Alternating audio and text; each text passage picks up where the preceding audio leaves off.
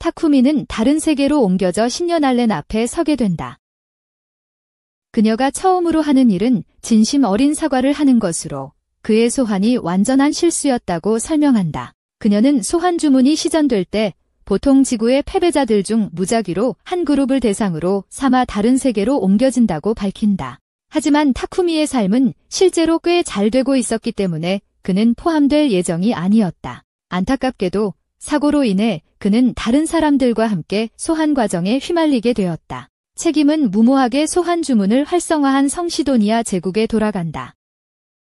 타쿠미가 소환될 의도가 아니었기 때문에 날렌은 그를 다른 소환된 영웅들과 함께 시도니아로 보내는 대신 직접 그녀에게 데려왔다. 타쿠미는 날렌에게 그의 소환이 실수였으니 그를 지구로 간단히 돌려보낼 수 있는지 묻는다. 안타깝게도 그녀는 불가능하다고 설명합니다. 시도니아가 금지된 소환 주문을 사용한 것에 대한 분노로 그녀는 즉시 이 세계의 마법 법칙에서 그것을 제거하여 더 이상 누구도 세계간 여행을 할 수 없도록 했습니다. 그 결과 타쿠미는 이제 영원히 여기 갇히게 되었습니다. 문제를 더 악화시키는 것은 소환 과정이 사실상 그를 죽였다는 것입니다. 타쿠미가 이제 무형의 유령이라는 것을 깨달았을 때 그는 패닉에 빠지기 시작합니다. 하지만 날렌은 그에게 걱정할 필요가 없다고 안심시킵니다. 그녀가 그를 지구로 돌려보낼 수는 없지만 새로운 몸을 제공하고 이 세계의 시민으로서 새로운 삶을 시작할 수 있도록 도와줄 수 있습니다. 그녀는 이 일이 부분적으로 자신의 잘못이기 때문에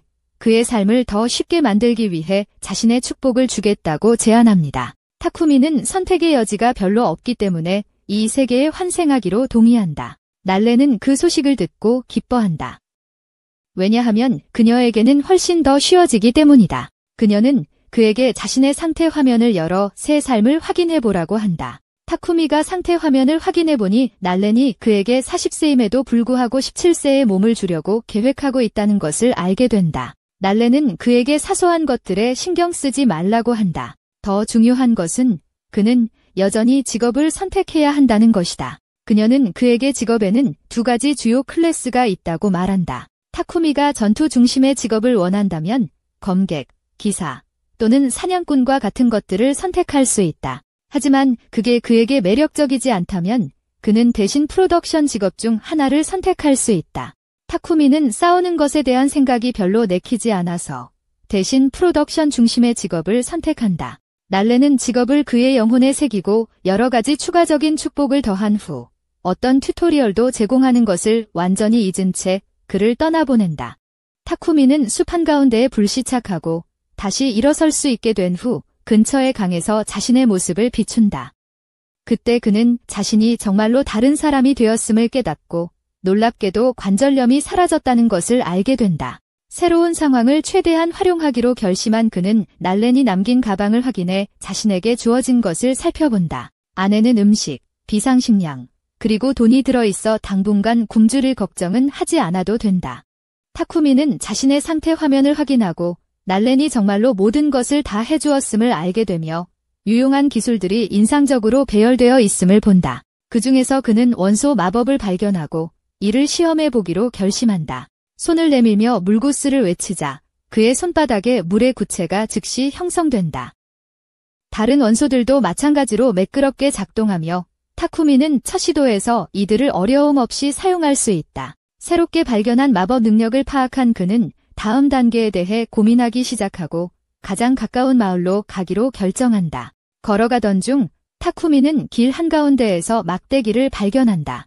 정말 멋진 막대기처럼 보이기에 그는 감정 스킬을 사용하여 스캔하고 이게 트리안 나무라는 것을 알게 된다. 목재 괴물에게서 얻은 것이며 마법 지팡이와 창 같은 것들을 만드는데 매우 유용하다. 타쿠미는 자신의 조형 스킬을 시험해 보기로 결정하고 나무를 사용하여 창을 만든다. 목재가 이렇게 잘 작용하므로 타쿠미는 주변에 다른 유용한 식물이 있는지 스캔하기로 결정한다. 그는 많은 식물을 발견하고 다음 1시간 동안 그것들을 따기로 한다. 하지만 그는 이 모든 식물로 무엇을 할지 모르겠고 분명 그의 가방에는 들어가지 않을 것이다. 그는 아마도 그것들을 두고 가야 할지도 모르지만 그때 타쿠미는 아이템 박스 스킬이 있다는 것을 기억하고 그것을 사용하여 모든 식물을 저장한다. 갑자기 타쿠미는 근처에서 비명을 듣는다. 잠시 후 한 어린 소녀가 덤불에서 튀어나와 그에게 달려오며 괴물이 쫓아오니 도와달라고 애원한다.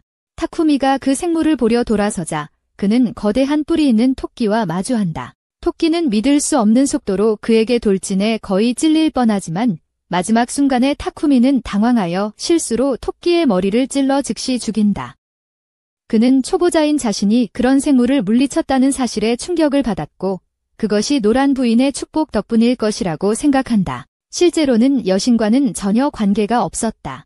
순전히 운이 좋았던 것이다. 전투 후 타쿠미는 전사라는 직업을 부여받게 되는데 그는 전투를 완전히 피하고 싶었기 때문에 매우 실망한다. 그러나 그는 지금은 그것을 제쳐두고 작은 소녀가 다치지 않았는지 확인한다. 그녀는 자신을 몰리라고 소개하며 괜찮다고 안심시킨다.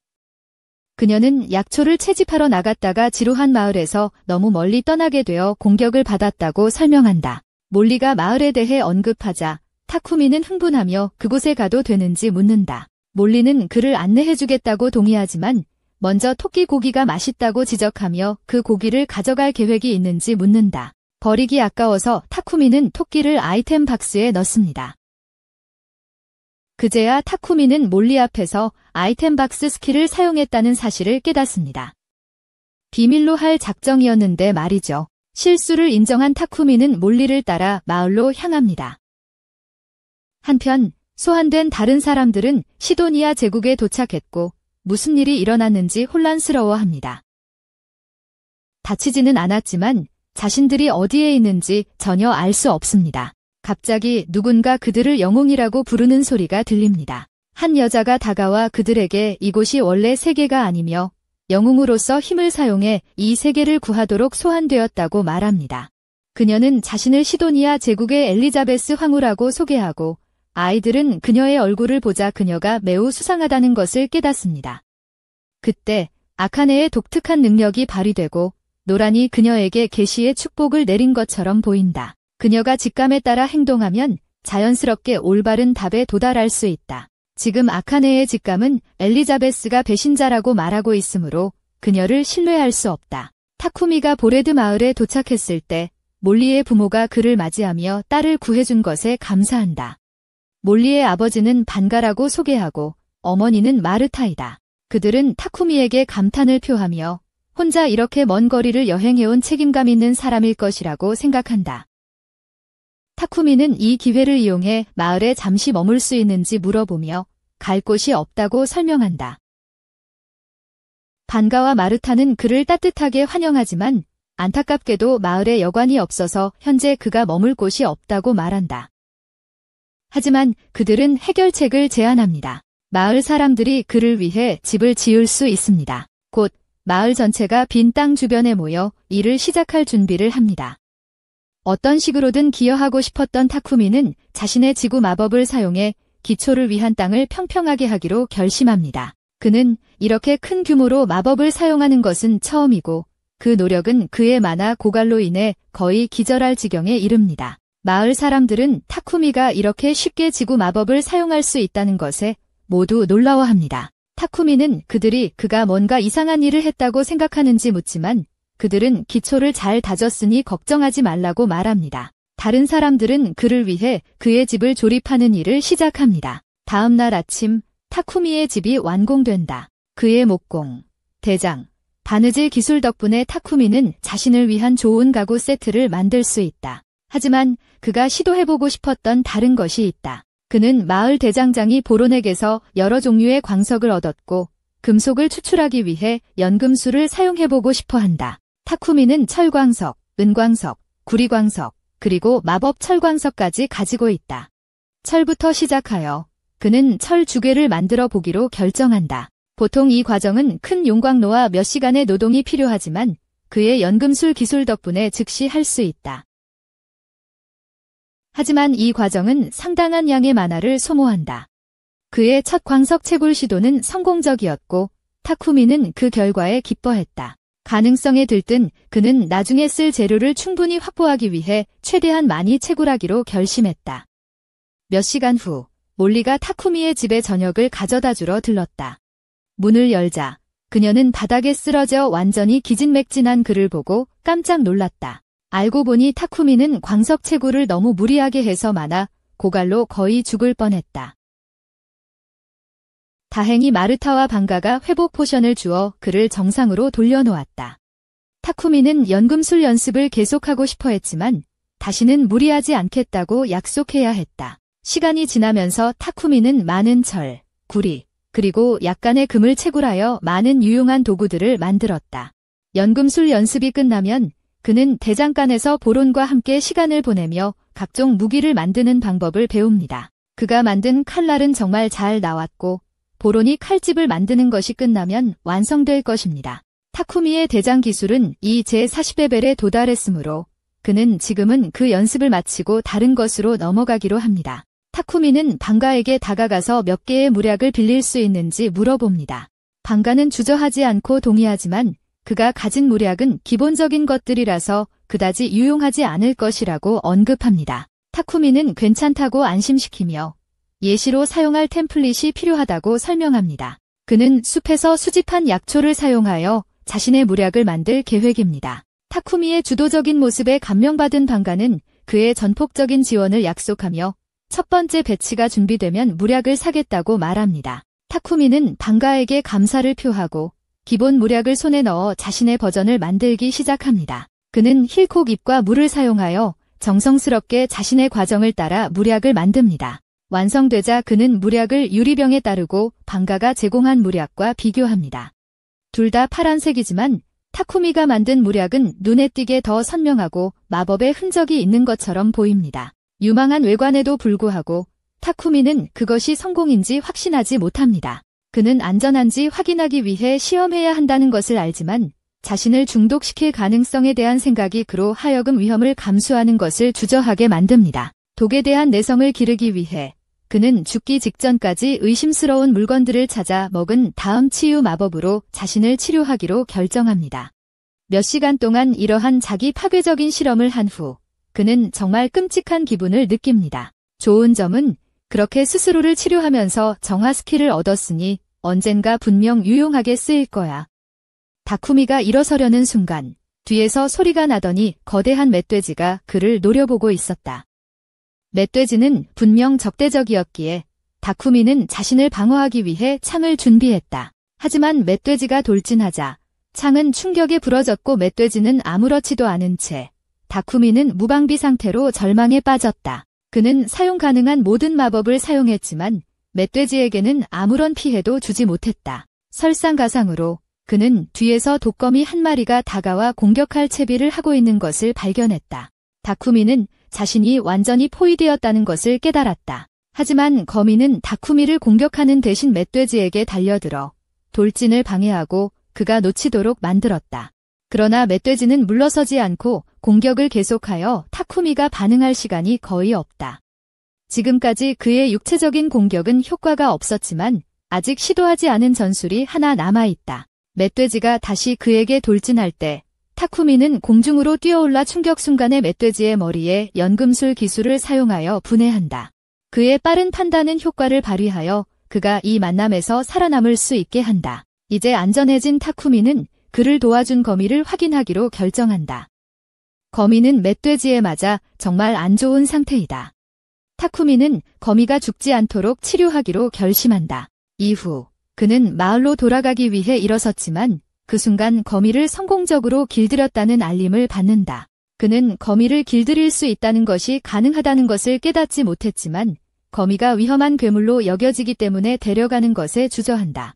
거미는 귀여운 눈으로 타쿠미에게 사랑스러운 표정을 지으며 모든 것을 고려했음에도 불구하고 그는 그것을 애완동물로 받아들이기로 결심한다. 그것을 공식적으로 하기 위해 그는 그녀의 이름을 메이플이라고 짓는다. 그 후 얼마 지나지 않아 타쿠미는 자신이 사냥해온 거대한 멧돼지를 자랑스럽게 들고 마을로 돌아온다.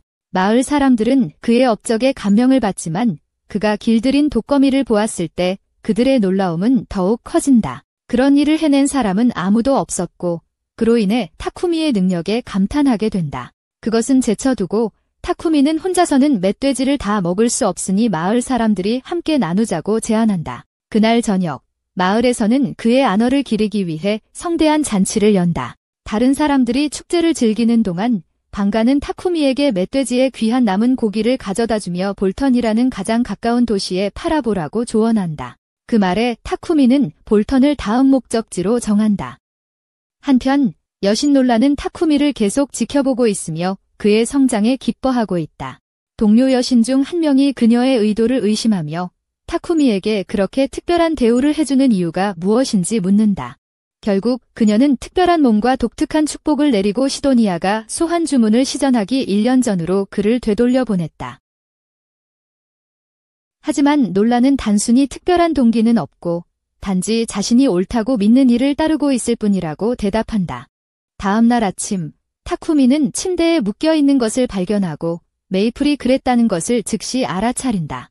메이플은 최근 타쿠미가 너무 바빠서 자신이 매우 외로웠고 그의 관심을 끌고 싶었을 뿐이라고 사과한다. 타쿠미는 자신이 일에 너무 몰두해 있어서 메이플과 함께 시간을 많이 보내지 못했다는 것을 깨닫고 고민한다. 그녀에게 보상하기로 결심한 그는 하루 일을 쉬고 메이플과 함께 놀기로 결정하는데 이는 그녀를 믿을 수 없을 만큼 행복하게 만든다. 바로 그때 마르타가 타쿠미에게 점심을 가져오러 들어온다. 타쿠미와 메이플 사이에 뭔가 이상한 일이 일어나고 있는 것 같지만 타쿠미는 그녀에게 생각하는 것과는 다르다고 확신시킨다. 마르타는 그의 말을 믿지만 메이플이 생산한 실크가 정말 멋져 보인다는 것을 눈치채지 않을 수 없다. 그녀는 메이플에게 최대한 많은 실크를 짜내기로 계획한다. 그날 늦게 마르타는 거미 실크로 만든 셔츠를 제작하는 데 성공하고 마을의 모든 여성들은 그 직물의 질감에 푹 빠진다. 타쿠미는 거미 실크가 이렇게 높은 수요를 보이고 있다는 사실에 놀란다. 여자들은 거미줄이 고급 소재로 여겨지며 보통 귀족들만 감당할 수 있다고 설명합니다. 마르다는 메이플에게 더 많은 거미줄을 만들어줄 수 있는지 묻습니다. 메이플은 거미줄을 뽑기 시작하지만 그 과정이 느리고 시간이 오래 걸려서 당분간 타쿠미와 놀 시간이 없을 것입니다. 타쿠미는 메이플과 시간을 보낼 수 있기를 기대했기에 조금 실망하지만 할 일이 있으므로 너무 신경 쓰지 않습니다. 타쿠미가 이 마을에 온 지 약 한 달이 되었고 그는 도시로 가서 연금술을 공부할 계획입니다. 하지만 그는 그렇게 오랜 시간을 함께 보낸 마을 사람들에게 작별 인사를 할 수 없습니다. 타쿠미는 보란을 만나 대장간으로 가서 재련 기술을 연마합니다. 얼마 지나지 않아 그들은 타쿠미에게 딱 맞는 가슴판과 강철 발가락 보호대를 성공적으로 제작합니다. 보란은 타쿠미가 뭔가를 차야 할 경우 부츠가 유용할 수 있다고 언급하지만 타쿠미는 자신이 싸울 의도가 없다고 빠르게 명확히 합니다. 그의 진정한 목표는 연금술사가 되는 것입니다. 그때 방가가 나타나고 타쿠미의 갑옷이 드디어 완성된 것을 보게 되어 기쁩니다. 하지만 그는 타쿠미가 떠나면 그리울 것이라고 인정합니다. 타쿠미가 생산 사업을 확장하고 싶다면 여기서 영원히 머물 수는 없다는 것을 그는 알고 있습니다. 그가 도시로 가는 것은 논리적인 선택이며 거기서 더 많은 상품을 판매하고 안정적인 자재 공급을 받을 수 있습니다. 볼튼에서 오는 상인이 며칠 후에 마을에 올 예정이므로 방가는 타쿠미가 그와 함께 볼튼으로 돌아가도록 준비했습니다. 그들은 그가 떠나는 것이 슬프지만 그것이 최선이라는 것을 이해하고 타쿠미에게 짐을 챙기기 시작하라고 격려합니다. 모든 지원에 감사하며 타쿠미는 그들에게 고맙다고 말하고 짐을 싸기 위해 집으로 돌아가기 시작합니다. 가는 길에 그는 고기 한 통을 들고 있는 마르타와 마주친다. 호기심이 생긴 그는 그녀에게 무엇을 하고 있는지 묻고 마르타는 방가가 잡은 뿔 토끼의 내장을 처리하러 가고 있다고 설명한다. 그녀는 내장이 토끼에서 가장 맛있는 부분으로 여겨지지만 질병이나 기생충을 제거하기 위해 신중한 처리가 필요하다고 언급한다. 이 마을에는 그런 장비가 없기 때문에 그녀는 아무도 아프지 않도록 고기를 버려야 한다. 하지만 타쿠미는 그럴 필요가 없다고 말하며 그냥 고기를 정화할 수 있다고 한다. 그는 몸을 구부리고 정화 마법을 사용하여 이제 통 안의 고기가 안전하게 먹을 수 있게 되었다. 마르타는 정말 고맙게 생각하지만 타쿠미가 빛의 마법을 사용할 수 있다는 사실에 또한 놀란다. 그녀는 그에게 이 마을을 떠날 때 빛의 마법을 사용할 수 있다는 것을 드러내지 않는 것이 좋겠다고 말한다. 왜냐하면 이 세계에서 그런 능력을 가진 사람은 매우 드물기 때문이다.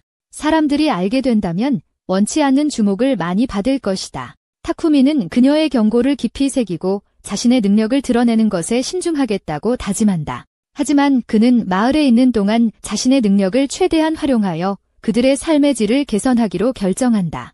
그는 땅 마법을 사용하여 마을의 보안을 강화하기 위해 벽돌벽을 세운다. 편의를 위해 그는 물펌프를 설치하고 몇 가지 유용한 편의 시설을 만든다. 그가 일을 마칠 무렵 마을은 완전히 변모하여 전혀 다른 모습이 되었다.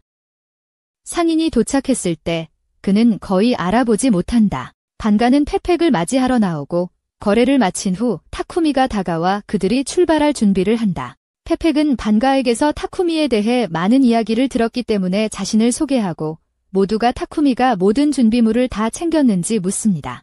타쿠미는 자신이 아무것도 잊지 않았다고 확신하지만 그들에게 주고 싶은 것이 한 가지 있다고 말합니다. 그는 가방에서 물약 하나를 꺼내 반가에게 건네주며 비상사태에 대비해 반가의 집에 이미 약 100병의 물약을 두었다고 언급합니다.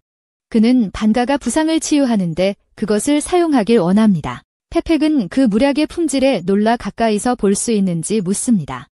그가 검사해보니 그것이 고급 물약임을 확인합니다. 곧 다른 마을 사람들도 타쿠미에게 작별 인사를 하러 나타납니다. 페펙은 그들이 작별 인사를 마칠 때까지 기다리겠다고 말합니다. 몰리가 타쿠미의 자루에서 자고 있는 메이플에게 작별 인사를 하고 마르다는 다른 여자들과 함께 메이플 실크로 만든 옷을 타쿠미에게 건넨다. 타쿠미는 그들의 세심한 선물에 진심으로 감사하며 오랜 시간 알지 못했음에도 자신에게 친절하게 대해준 모든 사람들에게 다시 한번 감사를 표한다. 그는 마차에 오르고 마을 사람들은 그에게 따뜻하고 진심 어린 배웅을 해주며 그가 언제나 마을에 자리를 가지고 있을 거라고 확신시켜준다. 페펙과 타쿠미가 볼턴으로 향하면서 페펙은 마을 사람들이 그를 얼마나 숭배하는지 언급한다. 마차 안의 다른 사람들도 타쿠미가 마을 사람들에게 가족과 같았다는 것을 감지하고 감동적인 작별은 히스의 마음을 깊이 감동시킨다. 그런데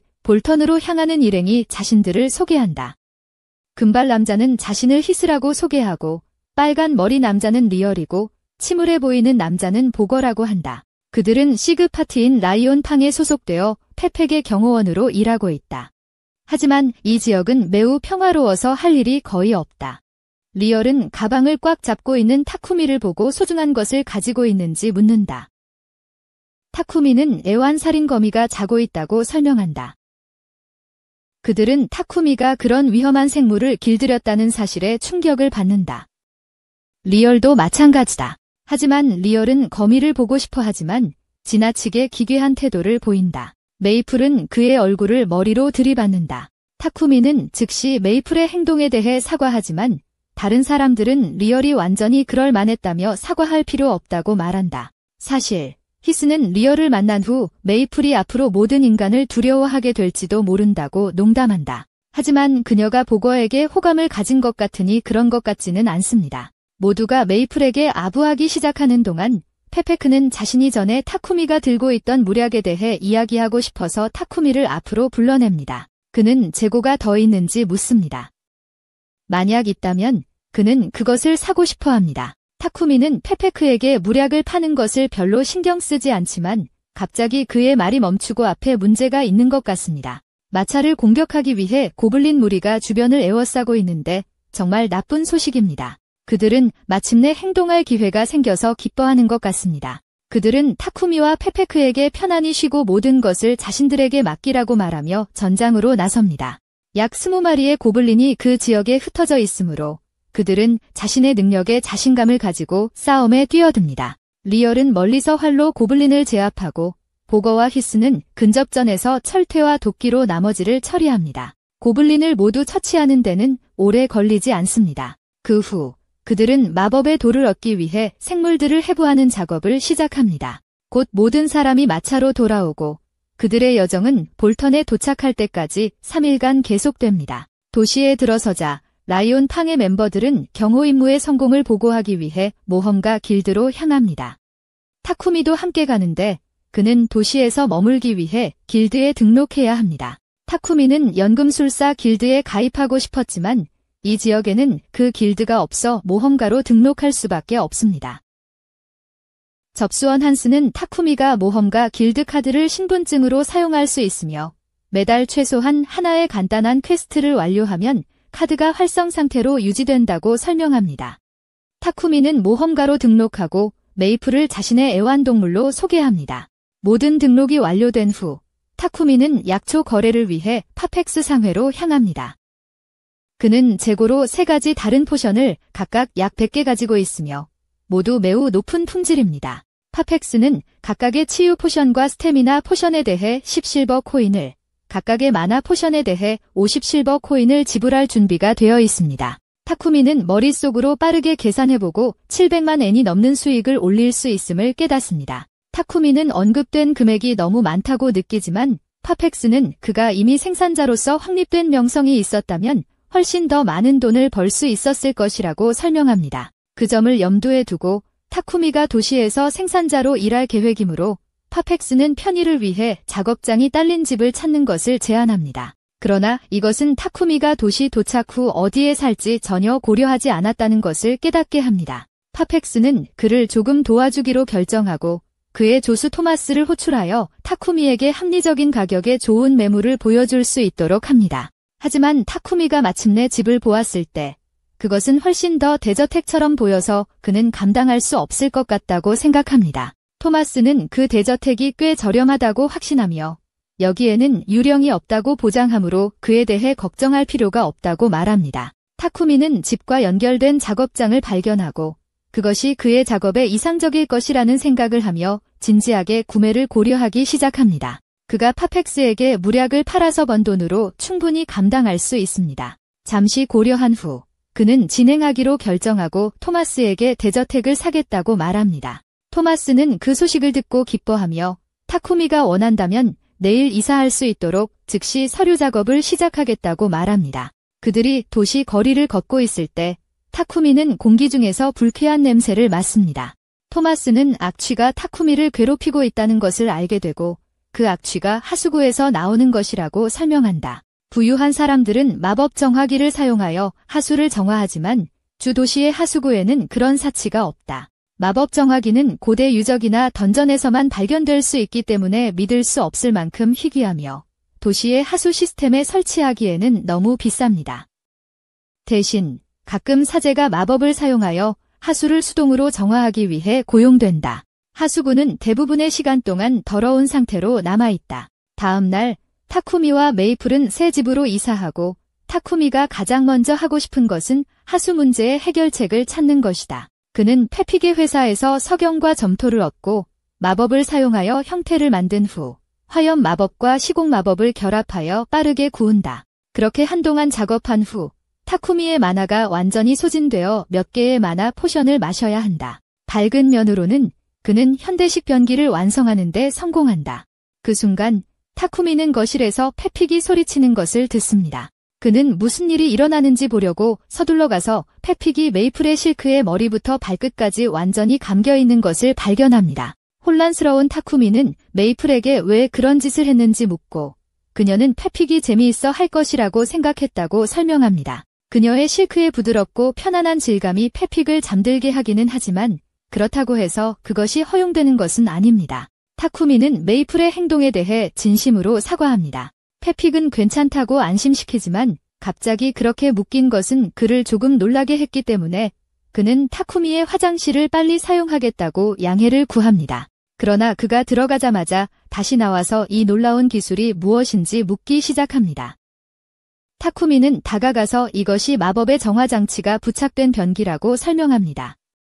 그래서 당신이 일을 마치면 자동으로 스스로 청소된다고 말합니다. 기본적으로 변을 보고 나면 정화 마법이 사용되어 폐기물을 무기물로 분해하고 그런 다음 하수구로 흘려보내진다. 이 설정은 페픽에게 완벽하게 이해가 되지만 그는 이런 것이 만들어질 수 있는 유일한 방법은 빛마법의 재능이 있는 누군가에 의해 만들어졌다는 점을 지적한다. 이 말에 타쿠미는 자신이 실수를 했을지도 모른다는 것을 깨닫고 마르타가 그에게 빛마법을 공개적으로 사용하지 말라고 명확히 경고했음을 떠올린다. 걱정이 된 그는 페픽에게 이 일을 비밀로 해달라고 요청한다. 타쿠미의 걱정을 이해한 페픽은 누구에게도 말하지 않기로 동의한다. 그러나 그는 너무 감명을 받아서 이런 변기를 몇 개 가지고 싶다고 주장하며 타쿠미에게 100개를 만들 수 있는지 묻는다. 타쿠미는 한 개의 변기를 만드는 것도 많은 일이었기 때문에 동의하기를 주저한다. 하지만 페픽이 그렇게 고집하니 페픽이 원자재를 제공할 수 있다면 만들기로 동의한다. 페픽은 그 말을 듣고 정말 기뻐하지만 타쿠미가 혼자서 모든 화장실을 만들 것이라고 기대할 수는 없다.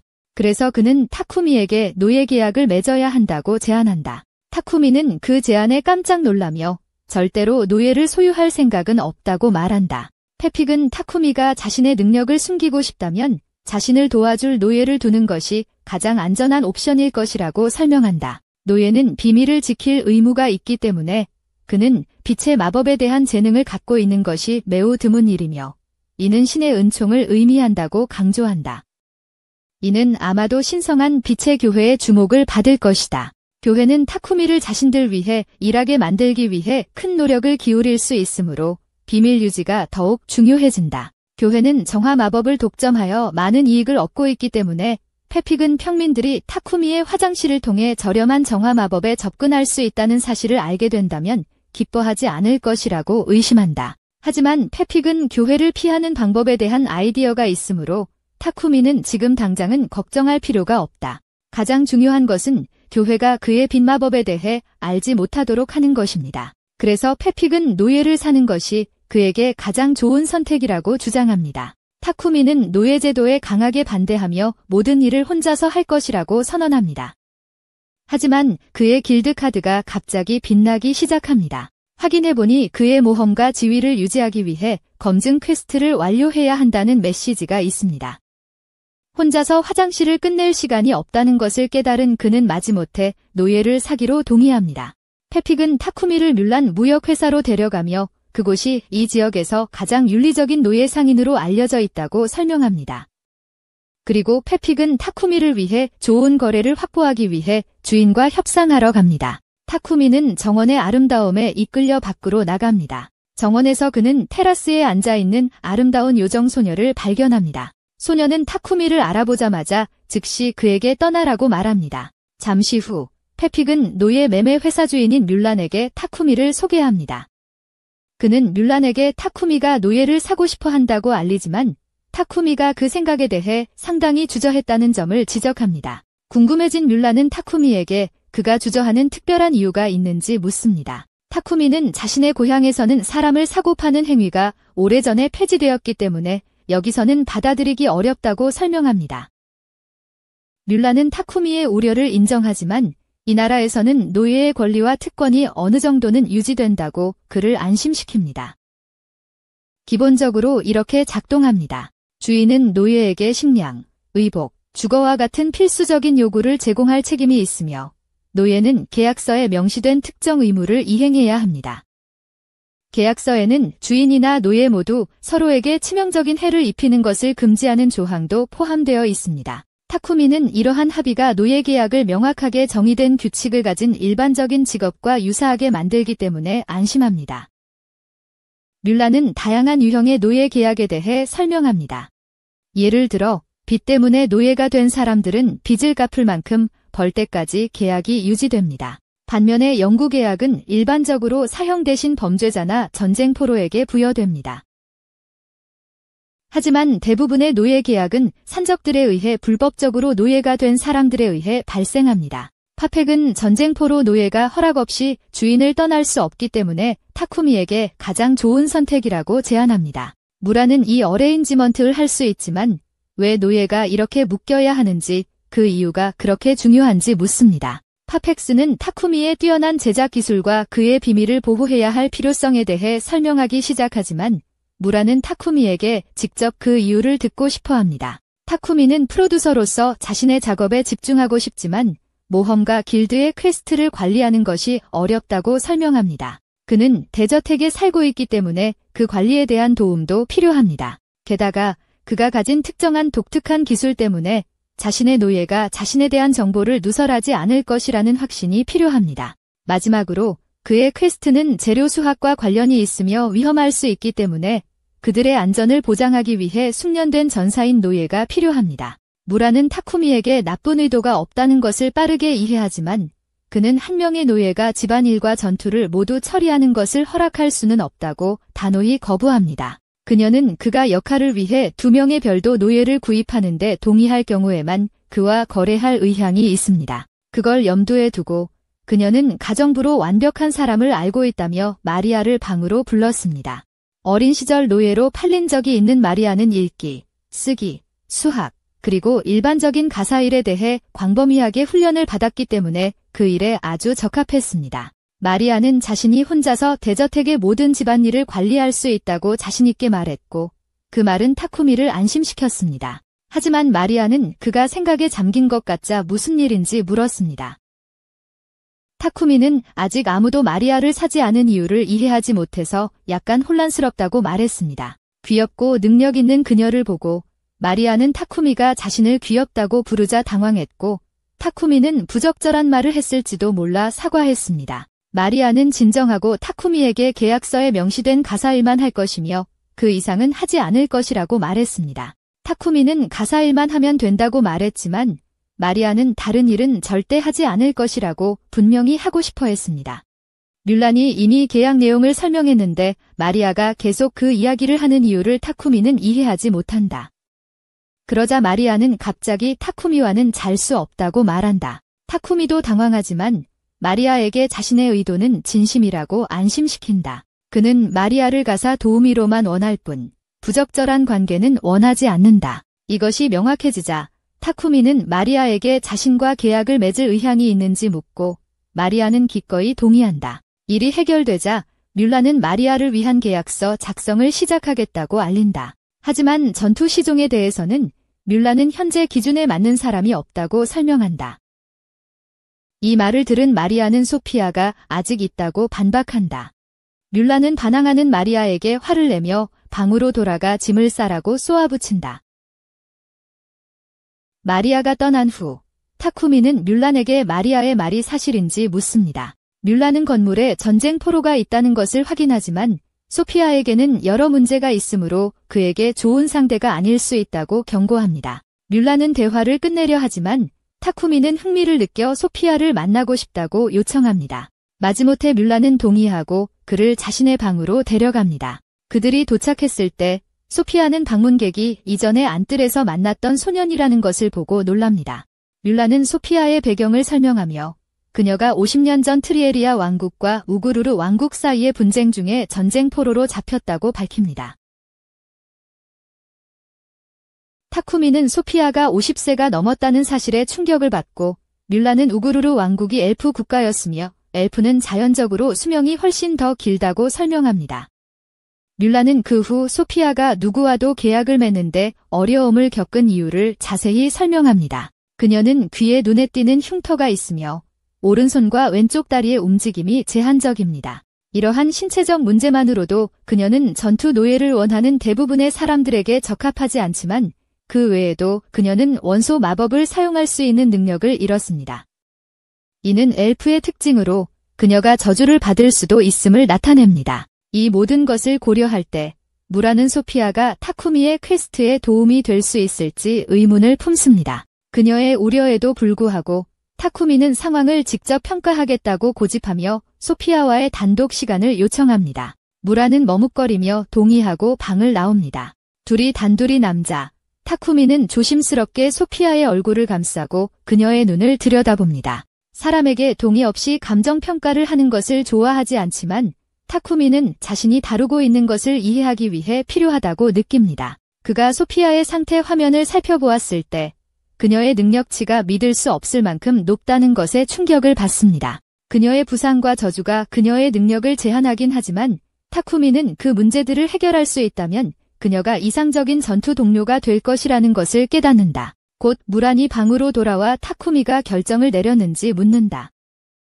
그는 자신있게 소피아를 데려가고 싶다고 말한다. 놀란 소피아는 자신의 모든 결점을 상기시키지만 타쿠미는 모든 것을 고쳐서 문제가 되지 않도록 하겠다고 확신시킨다. 그의 자신감에 감명을 받은 무라는 소피아를 타쿠미에게 맡기기로 동의한다. 몇 분 후 무라는 계약 조건을 최종적으로 정리하고 마지막 단계는 이를 실행하는 것이다. 세 사람은 함께 모여 무란이 마법을 사용하여 합의된 조건에 그들을 묶는다. 과정이 완료되면 마리아와 소피아는 공식적으로 타쿠미의 노예가 된다. 마리아는 타쿠미에게 선택해준 것에 감사하며 그의 기대에 부응하기 위해 열심히 일하겠다고 다짐하고 소피아도 같은 마음을 전한다. 셋은 결국 타쿠미의 집으로 돌아가고 그가 문을 열자 메이플이 신나서 뛰쳐나와 그를 맞이한다. 타쿠미의 안전을 걱정한 마리아와 소피아는 즉시 긴장하며 소피아는 공격할 준비를 한다. 그러나 타쿠미는 재빨리 그녀를 막고 메이플이 사실 그의 애완 암살검이라고 설명한다. 그 사실에 당황한 두 사람은 이를 받아들이기로 결정하고 완전히 정상인 것처럼 행동하기로 한다. 조금 후 타쿠미는 그들을 맨션의 빈 방 중 하나로 안내한다. 소피아와 마리아는 그 방을 정말 좋아하므로 타쿠미는 소피아가 그 방을 사용하고 마리아는 옆방을 쓰라고 말한다. 두 사람 모두 타쿠미가 자신들에게 방을 주겠다고 하니 믿을 수 없지만 어차피 방을 사용하지 않을 것이니 누군가가 방을 쓰는 것이 좋다고 생각한다. 게다가 큰 욕조도 있어서 짐 정리를 마치면 언제든지 사용해도 된다고 말해줍니다. 마리아는 정말 기뻐합니다.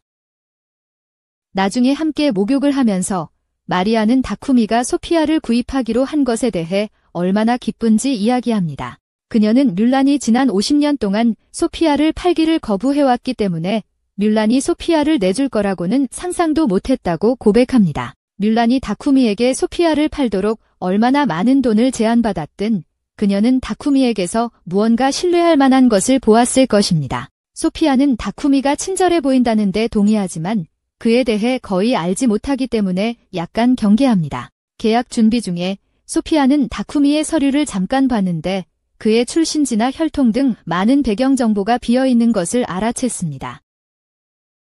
이 때문에 그녀는 그가 고의로 무언가를 숨기고 있을지도 모른다고 의심합니다. 목욕을 마치고 밖으로 나가자 타쿠미가 이미 저녁을 준비해 놓은 것을 보고 놀랍니다. 마리아는 가사일이 자신의 일이기 때문에 특히 망연자실해하고 있다.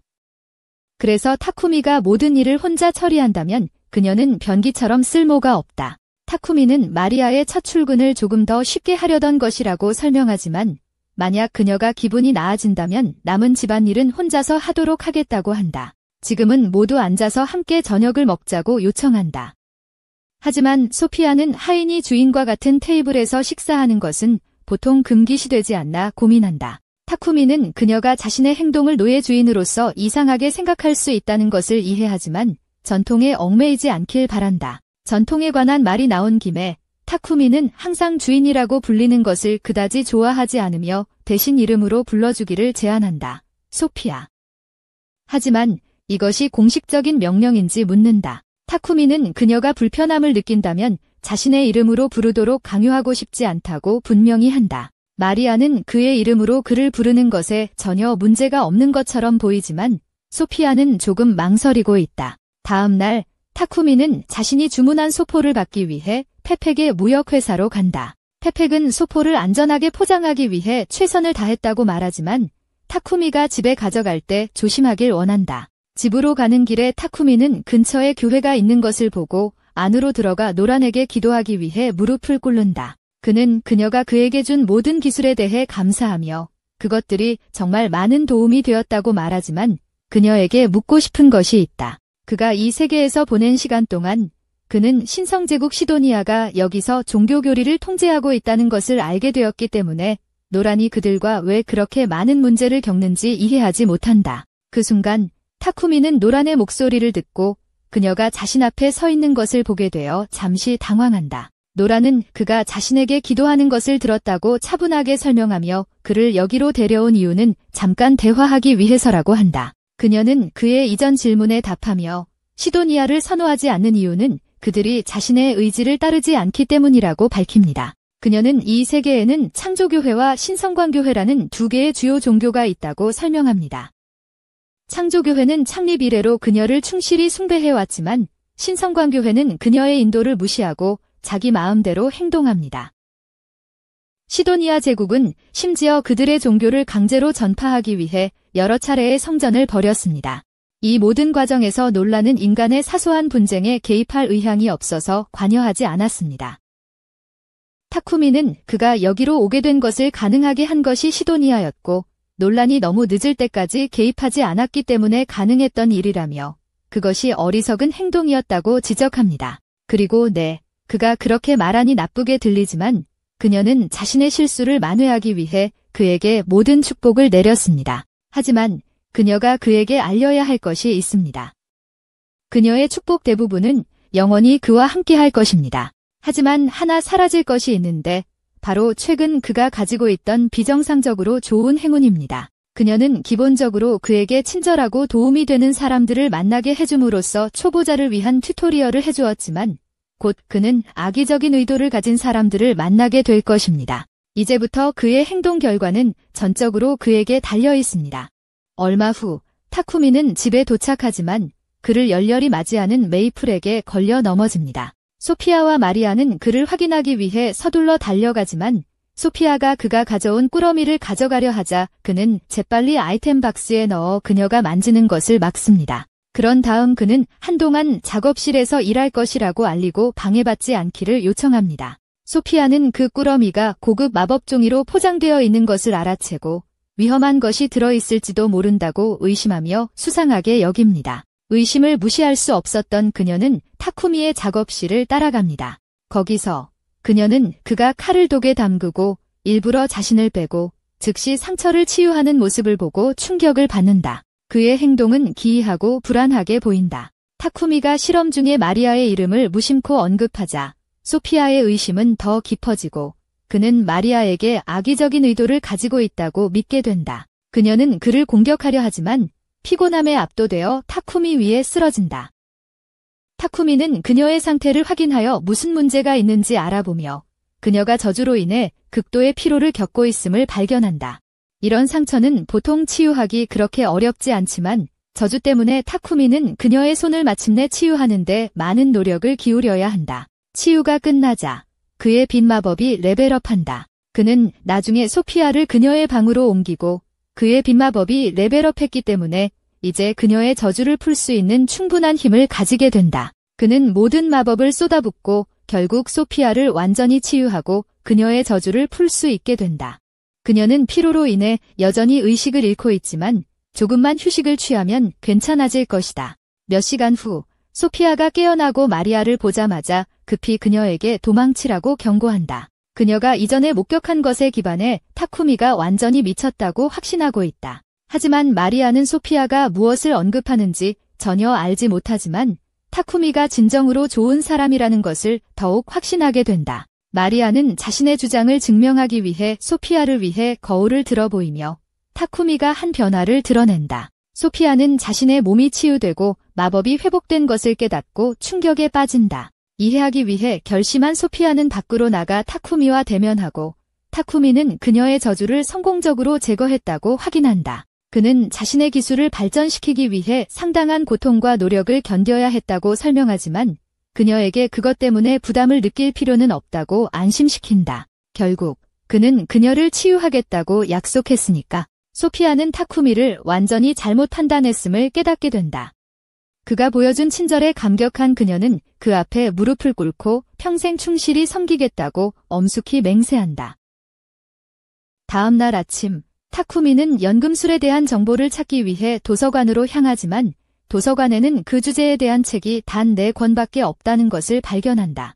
혼란스러운 타쿠미는 연금술이 왜 더 널리 시행되지 않는지, 특히 그렇게 쉽게 이해할 수 있을 것 같은데 의아해한다. 그러나 진실은 연금술이 결코 간단하지 않다는 것이다. 연금술에 대한 기존의 텍스트는 이 세계의 고대 언어로 작성되어 있으며 타쿠미가 그중 어떤 것을 이해할 수 있는 유일한 이유는 그에게 모든 언어를 이해할 수 있게 해주는 능력 덕분이다. 그날 후에 타쿠미, 마리아, 소피아는 많은 양의 변기를 만드는 것을 끝낸다. 아직 만들 것이 많지만 꾸준히 진행되고 있다. 타쿠미는 당분간 더 이상 변기를 만들 필요가 없으므로 변기 제작에서 잠시 쉴 수 있을 거라고 생각한다. 마리아는 그가 다음에 무엇을 할 계획인지 묻는다. 타쿠미는 가까운 미래에 여행을 갈 계획이라고 설명한다. 구체적으로 새로운 연금술 재료를 찾고 이 세계가 제공하는 독특한 광경을 보고 길을 따라 유적지를 탐험할 계획이다. 그는 이미 소피아를 경호원으로 데려가기로 결정했으므로 자신이 없는 동안 마리아에게 집을 돌봐달라고 부탁해야 한다. 하지만 마리아는 그 생각에 별로 기뻐하지 않는다. 그녀는 타쿠미에게 그의 여행에 함께 할 수 있는지 물어보지만 그는 여행이 위험할 가능성이 높기 때문에 좋은 생각이 아니라고 생각한다. 게다가 그는 주로 마리아를 저택을 돌보게 하려고 고용했기 때문에 그녀를 데려가는 것은 하인을 두는 목적에 어긋난다. 마리아는 그의 이유를 이해하지만 저택에 혼자 남겨질 생각에 매우 외롭다고 느끼며 타쿠미에게 다시 생각해보라고 간청한다. 타쿠미는 마리아를 혼자 두는 것에 죄책감을 느끼지만 결정을 내리기 전에 뭔가를 확인하기로 한다. 그는 마리아의 얼굴을 잡고 감정을 사용해 그녀의 능력치를 살펴본다. 그의 놀라움에 마리아는 꽤 인상적이다.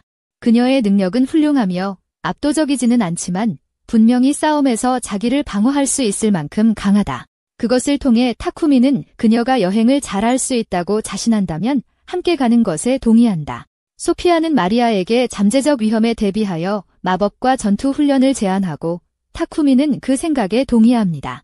그러고는 소피아에게 자신과 마리아 둘 다 훈련시켜 달라고 부탁합니다. 마리아가 탐험에 합류하게 된 것이 확정되었으니 타쿠미는 이제 모두를 위한 장비 제작을 시작할 때라고 생각합니다. 일을 시작하기 전에 그는 소피아에게 어떤 종류의 무기를 선호하는지 묻습니다. 주저없이 소피아는 방대한 무기 목록을 나열하기 시작합니다.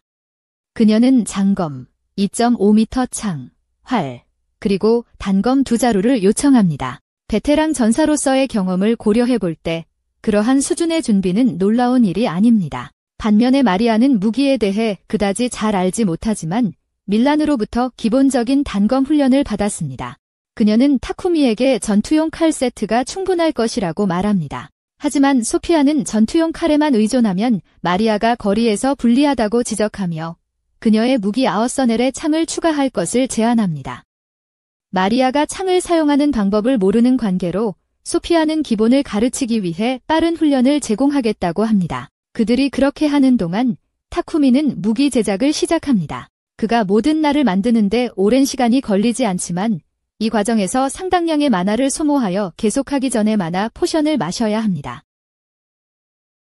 나를 위한 마지막 단계는 타쿠미가 공격 및 자동 수리 마법을 부여하는 것이며 이를 통해 자주 유지보수를 할 필요가 없어집니다. 그 작업이 끝나면 날이 드디어 완성됩니다. 이제 그는 손잡이를 만들기 위해 이동할 것이지만 마리아가 전투용 칼을 요청했으므로 그녀는 이를 위한 칼집이 필요합니다. 그리고 타쿠미는 신사임에도 불구하고 여전히 문화적인 남자입니다. 그래서 마리아의 두꺼운 허벅지에 칼이 박힌 모습을 상상하는 것만으로도 그는 기절할 뻔합니다.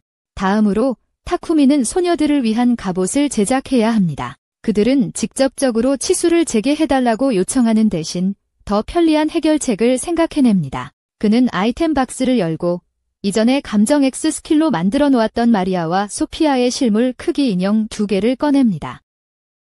왜 그가 처음에 그것들을 만들었는지는 묻지 마세요.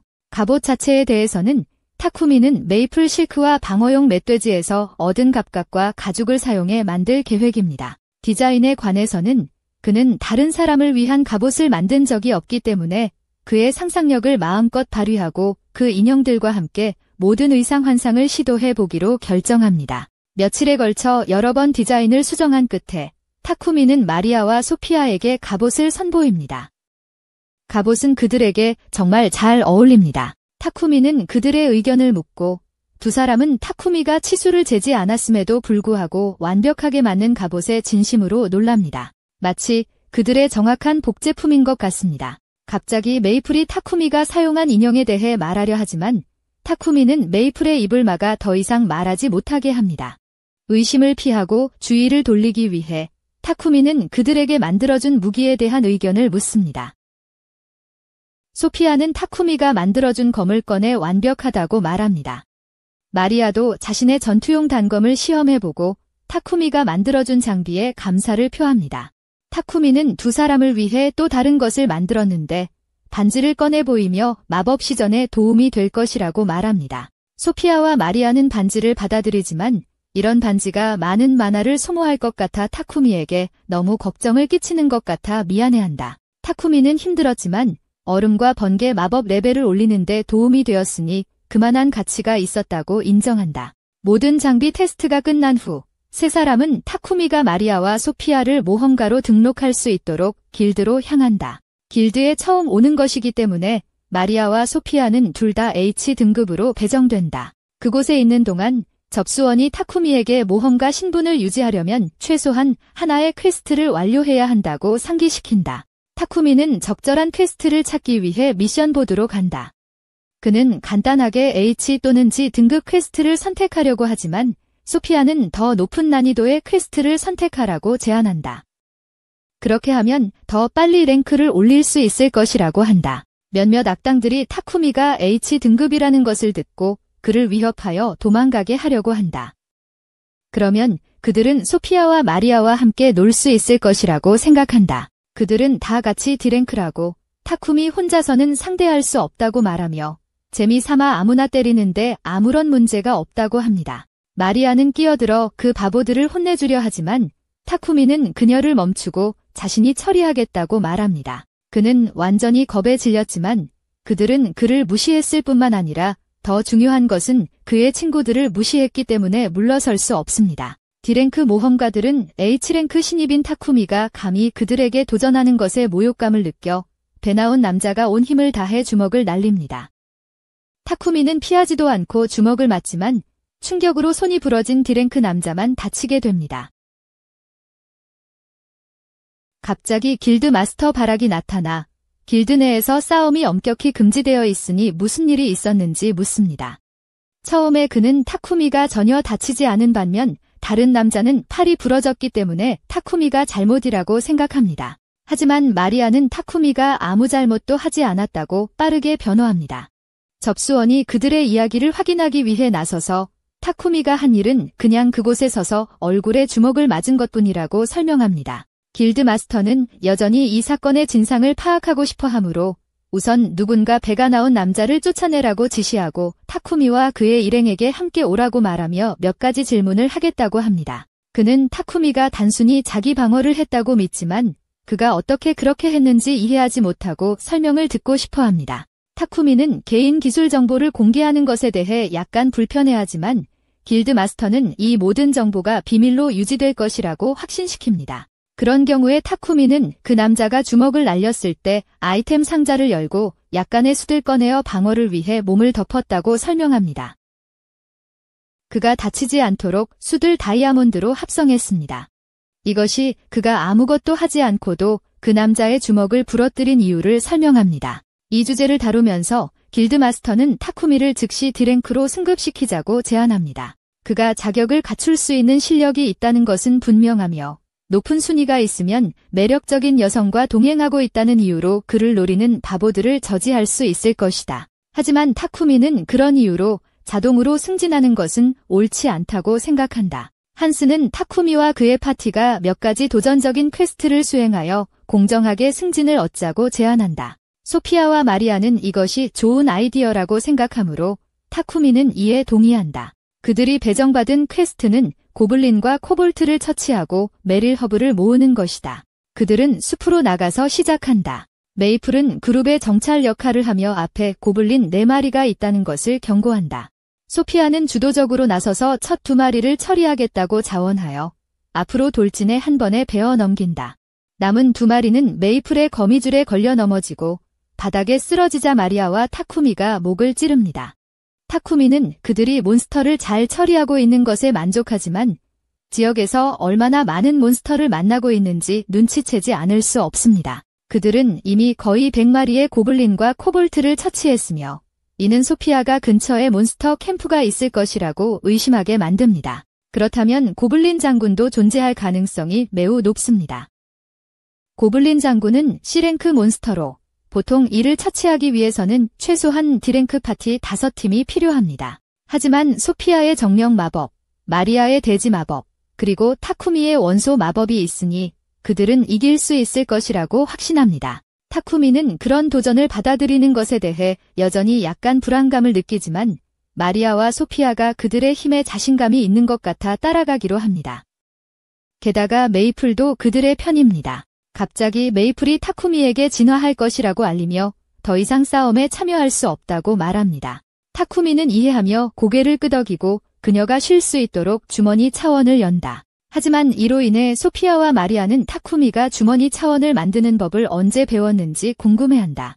타쿠미는 그들의 호기심을 가볍게 무시하며 그저 자신의 능력 중 하나라고 주장한다. 더 중요한 것은 메이플이 부상당했기 때문에 그들이 처음 계획했던 만큼의 지원을 받지 못할 것이라고 지적한다. 그럼에도 불구하고 소피아는 그들이 여전히 성공할 수 있을 것이라고 자신감을 잃지 않는다. 그들은 곧 고블린 캠프에 도착하고 약간의 정찰 후 소피아는 여기 약 400명의 고블린이 있다고 결론짓는다. 타쿠미는 그녀에게 정말로 그 많은 고블린과 싸워야 하는지 묻고 일반적으로 그들은 싸워야 하지만 소피아의 정찰 결과 이 지역에 인간이 없다는 것이 밝혀졌으므로 마법으로 이곳을 폭파할 수 있다고 말한다. 셋은 가장 강력한 공격 주문을 준비하고 동시에 고블린 캠프의 지옥을 얼리시트한다. 그들이 끝낼 때쯤 거의 모든 고블린이 죽어버려 남은 것은 고블린 장군과 몇몇 고블린 기사들 뿐이다. 소피아는 고블린 기사들과 맞서기로 결심하고 타쿠미는 고블린 장군을 상대하게 한다. 그는 창으로 직접 맞서기보다는 불을 붙여 빠르게 처치하기로 선택한다. 모든 고블린이 제거되었음을 확인한 후 그들은 마법석을 수집하고 길드로 돌아가는데 모든 노력으로 완전히 지쳐있다. 셋은 거의 서 있을 수 없다. 한스는 그들이 퀘스트를 완료하고 단지 반나절 만에 고블린 장군을 쓰러뜨렸다는 사실에 놀라움을 금치 못한다. 그는 길드 마스터가 그들과 이야기를 나누고 싶어 하므로 회의실로 들어가라고 요청한다. 바락은 타쿠미가 혼자서 고블린 캠프 전체에 맞서는 무모한 일을 했다는 사실에 놀라움과 분노를 동시에 느낀다.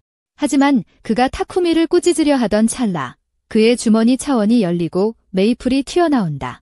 그녀는 이제 아라크나로 진화했으며 모두가 그녀의 새로운 형태를 보고 흥분한다. 이 시점에서 바라크는 타쿠미의 파티가 분명히 정상적이지 않기 때문에 모든 무모한 전투를 그냥 넘어가기로 결정한다. 그들이 집에 돌아오자 마리아는 타쿠미에게 여분의 천이 있는지 물어보며 자신과 소피아를 위한 속옷을 만들고 싶다고 한다. 하지만 타쿠미는 훨씬 더 나은 디자인 아이디어를 생각해내고 대신 그녀를 위해 만들어주겠다고 제안한다. 바로 그때 메이플이 주머니 차원에서 나와 타쿠미에게 페팩이 그를 보러 왔다고 알린다. 타쿠미는 그를 만나러 가고 마커스 고드윈, 볼턴의 영주가 그와의 면담을 요청했다는 것을 알게 된다. 타쿠미는 마커스 고드윈과의 만남을 피하고 싶지만 상황이 그에게 다른 선택의 여지를 주지 않는다. 타쿠미는 결국 고드윈의 성에 도착하고 다행히 고드윈은 합리적인 사람이다.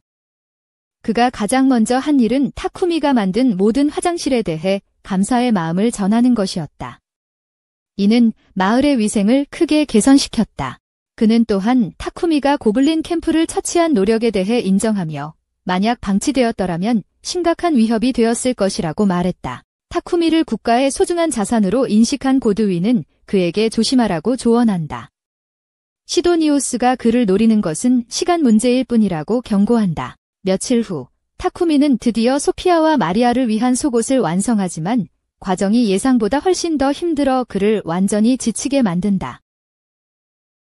소피아와 마리아는 결과에 매우 기뻐하며 디자인을 칭찬하고 감사의 마음을 전한다. 멍하니 타쿠미는 그들이 지금 속옷을 입어보고 싶냐고 물어보아 맞는지 확인할 수 있다고 한다. 잠시 후 그는 그 말이 얼마나 부적절하게 들렸는지 깨닫고 당황하여 방을 뛰쳐나간다. 소피아와 마리아는 그가 남았더라면 기꺼이 했을 텐데 하는 아쉬움에 조금 실망했다. 며칠 후 타쿠미는 열을 식힐 필요를 느껴 다음 프로젝트로 냉장고를 선택했다. 완성한 후 그는 여자아이들에게 이 냉장고가 음식을 차갑게 유지하여 상하지 않도록 도와줄 것이라고 설명했다. 그들은 냉장고에서 나오는 차가운 공기를 느끼며 모두 기뻐했다. 냉장고를 만들기 위해 타쿠미는 철, 크롬, 니켈을 합쳐 스테인리스 스틸을 만들고 거기에 냉각 마법이 담긴 마법 장치를 결합했다. 마리아는 언제든지 신선한 재료로 요리할 수 있게 된 것에 대해 타쿠미에게 감사를 표했다. 타쿠미는 냉장고 중 하나를 마리아에게 주고 나머지 2개는 페팩에게 보내 팔도록 할 계획이었다. 그 일을 마치자 타쿠미는 다음 프로젝트로 넘어갈 준비가 되었다. 소피아는 그가 다시 뭔가 새로운 것을 만들 계획인지 물었지만 사실 타쿠미는 그들의 장비를 업그레이드하는 것을 고려하고 있었다. 그는 고블린과의 전투 이후로 몇 가지 조정을 하고 싶었고 다가오는 여행을 위해 그의 장비가 최상의 상태이기를 원했다. 그 점을 염두에 두고 그는 미스릴과 아다만타이트를 사용해 세트를 만들기로 결심했다. 타쿠미는 길드에 가서 한스에게 미스릴과 아다만타이트 작업 경험이 있는 대장장이가 있는지 물어보았다. 하지만 이 금속들은 매우 희귀하기 때문에 필요한 기술을 가진 장인들은 많지 않았다. 한스가 추측하자면 금속을 다룰 수 있는 유일한 이들은 남스탈의 드워프들일 것이다. 하지만 그곳은 멀기 때문에 타쿠미에게는 여행하는 것이 선택사항이 아니었다. 타쿠미는 결국 적합한 대장장을 찾지 못할 것이라는 사실을 받아들이기로 했다. 하지만 떠나기 직전 한스는 바르쿨라 왕국 북서쪽에 위치한 호라즈라는 도시를 언급했습니다. 타쿠미가 그곳으로 간다면 미스릴과 아다만타이트를 찾을 수 있을 것입니다. 유일한 문제는 접근이 까다로울 수 있다는 것이었습니다. 대장장이 길드 회원만 광산에 들어갈 수 있었기 때문입니다. 다행히도 한스는 규칙을 우회할 영리한 방법을 알고 있었습니다. 가정적으로 말해서 타쿠미가 광산에 나타난 몬스터들을 제거하는 퀘스트를 수락하고 순전히 우연히 미스릴을 발견하게 된다면 스스로 금속을 채굴하는 것을 막는 것은 아무것도 없습니다. 그때 길드장이 갑자기 나타나 타쿠미에게 딱 맞는 퀘스트가 있다고 말했습니다. 그는 최근 길드에서 트렌트 나무가 부족했고 겨울이 다가오면서 더 많은 나무를 모을 사람이 필요하다고 설명했습니다. 트렌트들이 종종 호라즈 광산 근처를 배회하고 타쿠미가 이미 그곳에 갈 이유를 찾고 있었기 때문에 길드장은 그가 가는 길에 나무를 조금 줍는 것을 꺼리지 않을 것이라고 생각했습니다. 게다가 타쿠미가 이미 그곳으로 갈 계획이었기에 길드장은 그와 그의 파티에게 호위 임무도 맡기고 싶어 했습니다. 하지만 타쿠미는 전에 호위 임무를 맡아본 적이 없었기에 이 일이 너무 많은 일처럼 느껴지기 시작했습니다. 그는 왜 라이온 팡의 대원들이 대신 처리할 수 없는지 물었습니다. 길드장은 라이온 팡이 현재 다른 임무를 수행 중이어서 그 일을 할 수 없다고 설명했습니다. 그리고 타쿠미는 그가 부탁할 수 있는 유일한 다른 사람이었습니다. 타쿠미는 결국 호위 임무를 맡기로 했지만 여전히 호라즈로 가는 길에 대해 잘 알지 못했기에 한스에게 거기에 도착하는데 얼마나 걸리는지 물었습니다. 한스는 마차로 여행하는데 7일이 걸리지만 만약 타쿠미가 몬스터 말을 사용한다면 일반 말보다 2배나 빠르기 때문에 여행 시간을 단 4일로 줄일 수 있다고 설명했습니다. 좋은 생각이라고 생각한 타쿠미는 몬스터 말을 사용할 수 있는지 물었습니다. 하지만 안타깝게도 릴은 사자 발톱이 이미 모든 괴수 말들을 사용하고 있다는 사실을 알리기 위해 딱 맞춰 도착했습니다. 한스는 릴이 이렇게 빨리 돌아온 것을 보고 놀랐지만 릴은 자신과 그의 파티가 아직 임무를 완수하지 못했지만 가는 길에 검은 들소를 사냥했고 상하기 전에 가져다 주려고 돌아왔다고 설명했습니다. 그는 다음 날 아침 사자 발톱의 나머지 대원들과 합류하기 위해 다시 나가야 했기에 하룻밤 마을에 머물 계획이었습니다. 이를 본 타쿠미는 자신의 집에서 묵을 곳을 제공하고 목욕할 기회를 제공했습니다. 릴은 목욕할 생각에 들떠서 타쿠미의 제안을 받아들이기로 했습니다. 타쿠미는 기뻤지만 사실 그 후에 갈 곳이 있었기 때문에 릴에게 자신의 집에서 기다리라고 말했습니다. 하지만 릴은 그렇다면 타쿠미와 함께 가는 편이 낫다고 말했습니다. 타쿠미는 릴이 페팩의 회사에 자신과 함께 가도록 허락했고 거기 있는 동안 그는 페팩을 성공적으로 설득하여 임무를 위해 괴수말 2마리를 빌렸습니다. 하지만 그 대신 페페크는 타쿠미에게 호라광산에서 구한 희귀 광석을 몇 개 팔아달라고 부탁했습니다. 또한 페페크는 앞서 가져온 냉장고를 정말 마음에 들어 해서 광산 탐험에서 돌아오면 더 만들어달라고 부탁했습니다. 한편 타쿠미 저택에서는 소피아가 타쿠미가 아직 돌아오지 않아 무슨 일이 생긴 게 아닌가 걱정하기 시작합니다. 그날 저녁 타쿠미는 릴과 함께 집으로 돌아오는 길에 릴이 여정에 지쳤을 텐데도 긴 심부름에 끌어들여 미안하다고 사과합니다. 하지만 릴은 타쿠미를 동행하겠다고 자기가 말했으니 괜찮다고 합니다. 그때 릴은 자신과 타쿠미를 노려보는 적대적인 시선을 감지했습니다. 현재 장비로는 상대가 될 수 없다는 것을 바로 알아챘기에 주저없이 타쿠미의 손을 잡고 도망치기 시작했습니다. 하지만 추격자는 재빨리 거리를 좁히며 릴의 얼굴에 강력한 발차기를 날렸습니다. 그때 공격자는 자신이 소피아라고 밝히며 리엘이 타쿠미를 유괴하려고 했다고 확신하고 있었기 때문에 주저하지 않고 그를 베어버릴 준비가 되어 있었다. 소피아가 리에를 공격하기 직전에 타쿠미가 재빨리 그 앞에 서서 소피아에게 상황을 완전히 오해하고 있다고 말했다. 그가 모든 것을 설명한 후 소피아는 무릎을 꿇고 리엘에게 아무 이유 없이 그를 거의 죽일 뻔한 것에 대해 진심으로 사과했다. 다행히도 리엘은 다치지 않았고 그녀를 용서하기로 결정했지만 그는 타쿠미에게 묻고 싶은 질문이 많아졌다. 그리고 그 리스트는 그들이 드디어 타쿠미의 집에 도착했을 때 더욱 길어졌다. 그곳에서 리엘은 더 많은 귀여운 소녀들을 보게 되었다. 그는 타쿠미에게 무슨 일이냐고 묻자 타쿠미는 집을 돌봐줄 메이드와 자신을 지켜줄 사람을 필요로 해서 소피아와 마리아를 고용했다고 설명했다. 그리고 한때 진화한 메이플도 있었다. 리엘은 새로운 모습의 메이플을 다시 보게 되어 신이 났고 메이플은 그를 기억했지만 여전히 리엘을 좋아하지 않았다. 리엘은 절망에 빠져 무릎을 꿇고 보거와 히스가 이미 결혼했으며 타쿠미조차 2명의 여자친구가 있는 반면 자신은 여전히 싱글이라는 사실을 깨달았다. 하지만 타쿠미는 그를 빠르게 수정하며 소피아나 마리아와 실제로 사귀고 있지 않다고 명확히 했다. 기회를 잡은 릴은 소피아에게 그와 데이트를 해본 적이 있는지 물었지만 그녀는 즉시 그를 거절했고 마리아도 마찬가지였다. 그렇게 릴은 또다시 패배하게 되었다. 조금 후 릴이 욕조에서 울고 있을 때 타쿠미는 마리아와 소피아에게 그가 수용한 임무에 대해 이야기하며 미스릴과 아다만타이트를 채굴하러 가야 한다고 했다. 소피아는 트링크 우드가 귀한 자재이기 때문에 좋은 생각이라고 생각했고 다른 모두도 찬성하자 타쿠미는 3일 후에 출발하겠다고 말했다. 다음 날 아침 릴은 라이온 팡의 나머지 멤버들과 재합류하기 위해 떠났다. 그가 떠나자 타쿠미는 그의 파티에 다가오는 트리안 사냥을 위해 새로운 장비를 제작할 시간이라고 결정했다. 그는 이미 인상적인 무기인 마법을 흡수하는 텅스텐 카바이드 검을 얻었지만 현재 형태로는 사용하기에는 너무 컸다.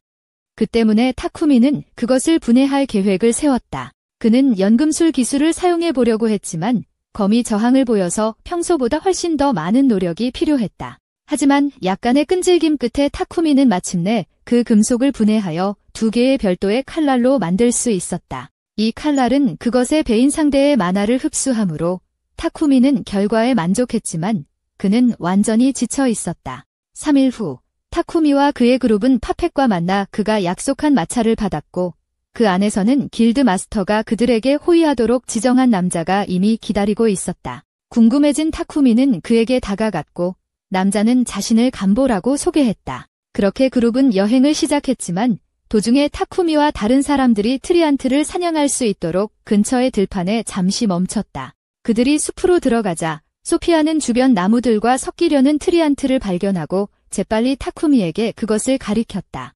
주저하지 않고 그는 앞으로 돌진하여 그것을 쓰러뜨렸다. 트리안트가 반격하려 했지만 소피아와 마리아가 그를 보호하자 타쿠미는 쉽게 그것을 베어낼 수 있었다. 하지만 그건 단지 하나의 트리안트일 뿐 여전히 처리해야 할 트리안트가 가득한 숲이 남아 있었다. 각 트리안트를 개별적으로 처치하는데 너무 오랜 시간이 걸릴 것이므로 소피아는 마법을 사용하자고 제안했고 그것이 정말 잘 효과를 보고 있는 것 같았다. 그러나 그들은 곧 고대 트리안트와 마주하게 되었고 아무리 많은 마법으로 공격해도 계속 재생되었다. 그것을 끝내는 유일한 방법은 주체를 한 번의 타격으로 베는 것이었기에 소피아는 타쿠미에게 그의 검에 불을 입히고 공격하라고 지시했으며 그녀와 마리아는 그를 지원했다. 함께 협력하여 그들은 마침내 우두머리 트리안트를 쓰러뜨렸다. 그로써 그들의 트리안트 사냥이 완료되었고 그들은 호루스로의 여정을 계속할 자유를 얻었다. 호루스에 도착했을 때 그룹은 현지 모험가 길드로 향했습니다. 그곳에서 간보는 광산의 철두덕이 괴물을 처치하는 퀘스트를 가리켰습니다. 이 생물들은 광석을 먹고 살기 때문에 상당한 위협이 되었습니다. 이 임무를 수락함으로써 그들은 광산에 들어갈 수 있는 허가를 얻게 됩니다. 조금 후 그들은 광산에서 채굴을 하게 되고 얼마 지나지 않아 미스릴과 아다만타이트 광석을 찾게 되어 정말 운이 좋았습니다. 그러나 광석이 땅에서 괴물 두더지를 유인하게 되어 그들은 싸울 준비를 해야 했습니다. 두더지가 나오기 직전 타쿠미는 잠시 생각을 하고 빠르게 기발한 아이디어를 떠올렸습니다. 철두더기가 수면 위로 올라오자마자 그는 빛 마법의 일격으로 그것을 쳐서 즉시 눈을 멀게 했습니다. 결과적으로 그 생물은 쓰러졌고 쉽게 처치할 수 있는 목표가 되었다. 타쿠미의 방법이 부인할 수 없이 효과적이었지만 소피아와 마리아는 싸울 기회를 얻지 못하게 되어 약간 실망하지 않을 수 없었다. 채굴 여행이 성공적으로 끝났으므로 그들은 며칠 후 볼튼으로 돌아왔다. 돌아오자 타쿠미는 간보의 가게를 방문하여 미스릴과 아다만타이트 작업하는 방법을 배우기로 했다. 간보는 광석에서 금속을 추출하는 과정을 설명했고 많은 노력 끝에 타쿠미는 미스릴과 아다만타이트를 만들 수 있게 되었고 이를 사용하여 다양한 마법이 주입된 장비를 만들기 시작했다. 타쿠미가 새로운 장비 제작을 마치자 그는 마리아와 소피아에게 시험해보라고 건네주었다. 소녀들은 자신들의 갑옷이 얼마나 가볍고 내구성이 뛰어나게 변했는지에 놀랐고 놀랍게도 마법이 주입되어 있었다. 타쿠미는 그들이 각각의 원소 속성과 잘 어울리는 마법으로 장비를 주입했다고 설명했다. 그의 갑옷에 대해서는 그는 그것을 번개소리라는 마법으로 강화했다. 이 능력은 극도의 민첩성을 제공하여 그가 믿을 수 없을 만큼 빠른 속도로 움직일 수 있게 해주었다. 하지만 타쿠미가 자신의 빠른 속도를 과시하려고 뭔가 멋진 일을 하려 할 때마다 그는 결국 벽에 정통으로 얼굴을 부딪히게 된다. 다음으로 타쿠미는 자신이 제작한 새로운 무기들과 그에 부여한 마법들을 소개했다. 소피아와 마리아는 새로운 창에 신이 났지만 소피아는 특별한 요청을 했다. 그녀는 타쿠미를 보호하기 위해 자신의 목숨을 내놓을 준비가 되어 있었고 그래서 그녀는 그를 더 효과적으로 지킬 수 있는 방패를 만들어줄 수 있는지 물었다. 타쿠미는 그게 좋은 아이디어라고 생각하지만 소피아에게 그녀도 자신의 목숨을 타쿠미만큼이나 소중히 여겨야 한다고 상기시켰다. 놀라는 타쿠미를 계속 관찰하고 있었고 그가 이루어내고 있는 진전에 만족하고 있었다. 그녀는 그가 앞으로 다가올 전투를 위해 모든 힘을 모아야 할 것이라는 것을 알고 있었다. 한편 1년 후 다른 영웅들이 소환된 왕국에서 아키라와 야마토는 준비를 마쳤다. 훈련을 마친 그들은 살몬도르 왕이 내린 임무를 수행하려 했다. 타쿠미의 시간으로 돌아가 그는 소피아가 요청한 방패를 완성했다. 하지만 그가 얼마나 많은 노력과 에너지를 쏟았는지 본 소피아는 미안한 마음 금할 길이 없었다. 그녀는 타쿠미가 생산을 도울 조수가 있었으면 하고 바랐다. 그의 업무 부담을 조금이라도 덜어주고 싶었다. 한편 왕도에서 영주는 시도니아로부터 편지를 받았다. 타쿠미의 변기와 그 안에 담긴 정화 마법에 대한 소식이 퍼진 듯했다. 타쿠미가 누구인지는 아직 몰랐지만 이미 그에게 대응할 계획을 세우고 있었다. 신성한 빛의 교회는 바르쿨라에서 정화 마법 변기가 사용되고 있는 것을 발견하고 왕과 만나기 위해 사자를 보내기로 결정했다. 그들은 신도니아에 있는 교황에게 공식적으로 청원했다. 결과적으로 그들은 교황이 정화 마법을 그들의 신으로부터의 신성한 선물로 선언하도록 설득했으며 이는 오직 그들만이 이를 사용할 권리가 있음을 의미한다. 따라서 그들은 바르쿨라 왕에게 정화 마법 원형의 특허를 포기할 것을 요구한다. 게다가 그들은 왕에게 이러한 정화 장치를 최초로 만든 사람의 신원을 밝힐 것을 인시스트한다. 왕은 교회의 요구를 듣지만 그것이 완전히 터무니없기 때문에 그는 이를 전혀 무시하기로 결정한다. 교회의 사자는 왕이 교회를 거역할 용기가 있다는 것에 충격을 받으며 이에 대해 바르쿨라에 주둔하고 있는 모든 사제들에게 즉시 신도니아로 돌아가라고 명령하겠다고 위협한다. 하지만 왕은 이 위협에 전혀 흔들리지 않으며 오히려 그가 그렇게 하도록 격려하기까지 한다. 타키미는 결국 왕의 결정을 알게 되고 왕이 자신을 배신하지 않아 안도한다. 하지만 그는 왕이 신광교회를 얼마나 강하게 거부했는지에 대해 약간 불안감을 느낄 수밖에 없다.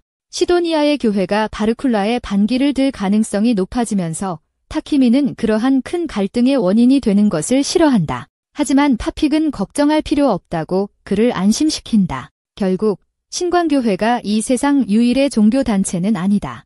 창조교회도 있다.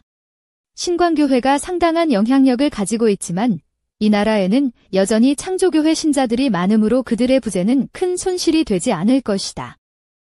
게다가 창조교회의 사제들은 필요한 모든 사람들에게 회복 마법을 제공하는 반면 신광교회는 모든 성스러운 마법에 과도한 요금을 요구한다.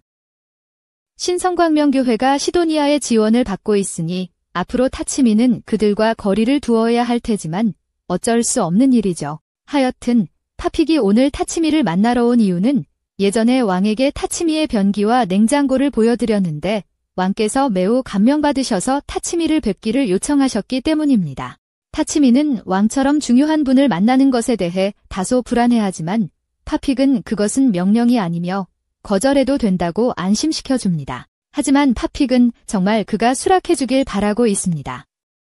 왕도와의 관계 개선에 큰 도움이 될 테니까요. 결국 타치미는 만남을 승낙합니다. 그날 저녁, 그는 소피아와 마리아에게 소식을 전하며 왕도로 함께 가줄 것을 요청합니다. 바칼라토스 자매는 함께 가고 싶다는 열망을 간절히 표현했고 그는 일주일 후 출발할 것을 제안합니다. 하지만 그동안 준비해야 할 것이 많습니다. 왕국 수도까지의 여정이 약 일주일 정도 걸릴 것이기 때문에 마리아는 미리 많은 음식을 준비해야 할 것이다. 마리아가 그것을 처리하는 동안 타치미는 그녀와 소피아를 위한 새로운 망토를 만들겠다고 언급한다. 그는 최근에 파픽에게서 어둠의 마법석을 받아왔고 그것을 사용하여 망토를 제작하면 인식 차단 마법을 부여할 수 있다.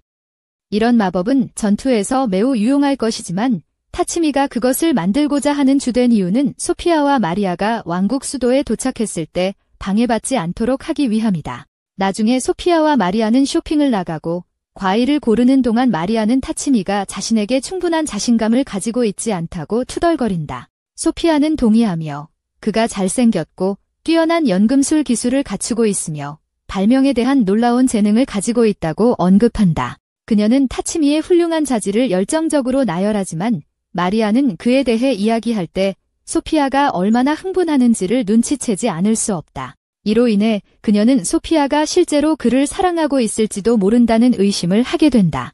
소피아는 그런 불순한 생각을 한 적이 없다고 부인하며 타치미를 주인으로만 사랑한다고 말합니다. 하지만 마리아는 그 안에 사랑 이야기가 있다는 것을 알고 있습니다. 한편 마을의 교회에서 타치미는 논란의 동상 앞에 무릎을 꿇고 기도를 드립니다. 얼마 지나지 않아 찬란한 빛이 그를 감싸고 그는 갑자기 논란의 영역에 있게 되며 그녀가 따뜻하게 맞아줍니다. 그녀가 그를 마지막으로 본 지 시간이 좀 지났고 그는 이미 왕국 수도로의 초대에 대해 들었다고 합니다. 그래서 그가 안전한 여행을 기원하기 위해 여기 왔다면 그녀는 장난스럽게 그가 재물을 가져왔어야 했다고 말합니다. 타치미는 사실 몇 가지 질문이 있어서 여기 왔다고 설명합니다. 신성한 빛의 교회는 아나트라는 여신을 숭배하므로 그의 첫 번째 질문은 과연 논란 외에 다른 여신이 정말로 존재하는지입니다. 주저없이 노라는 이 세상에서 그녀가 유일한 진정한 여신이라고 단호하게 말한다. 하지만 그렇다면 타치미는 아나트는 무엇을 의미하는지 묻는다. 노라는 너무 많은 것을 밝히고 싶지 않아서 타치미가 그에 대해 알게 될 것은 때가 되면 알게 될 것이라고 말한다.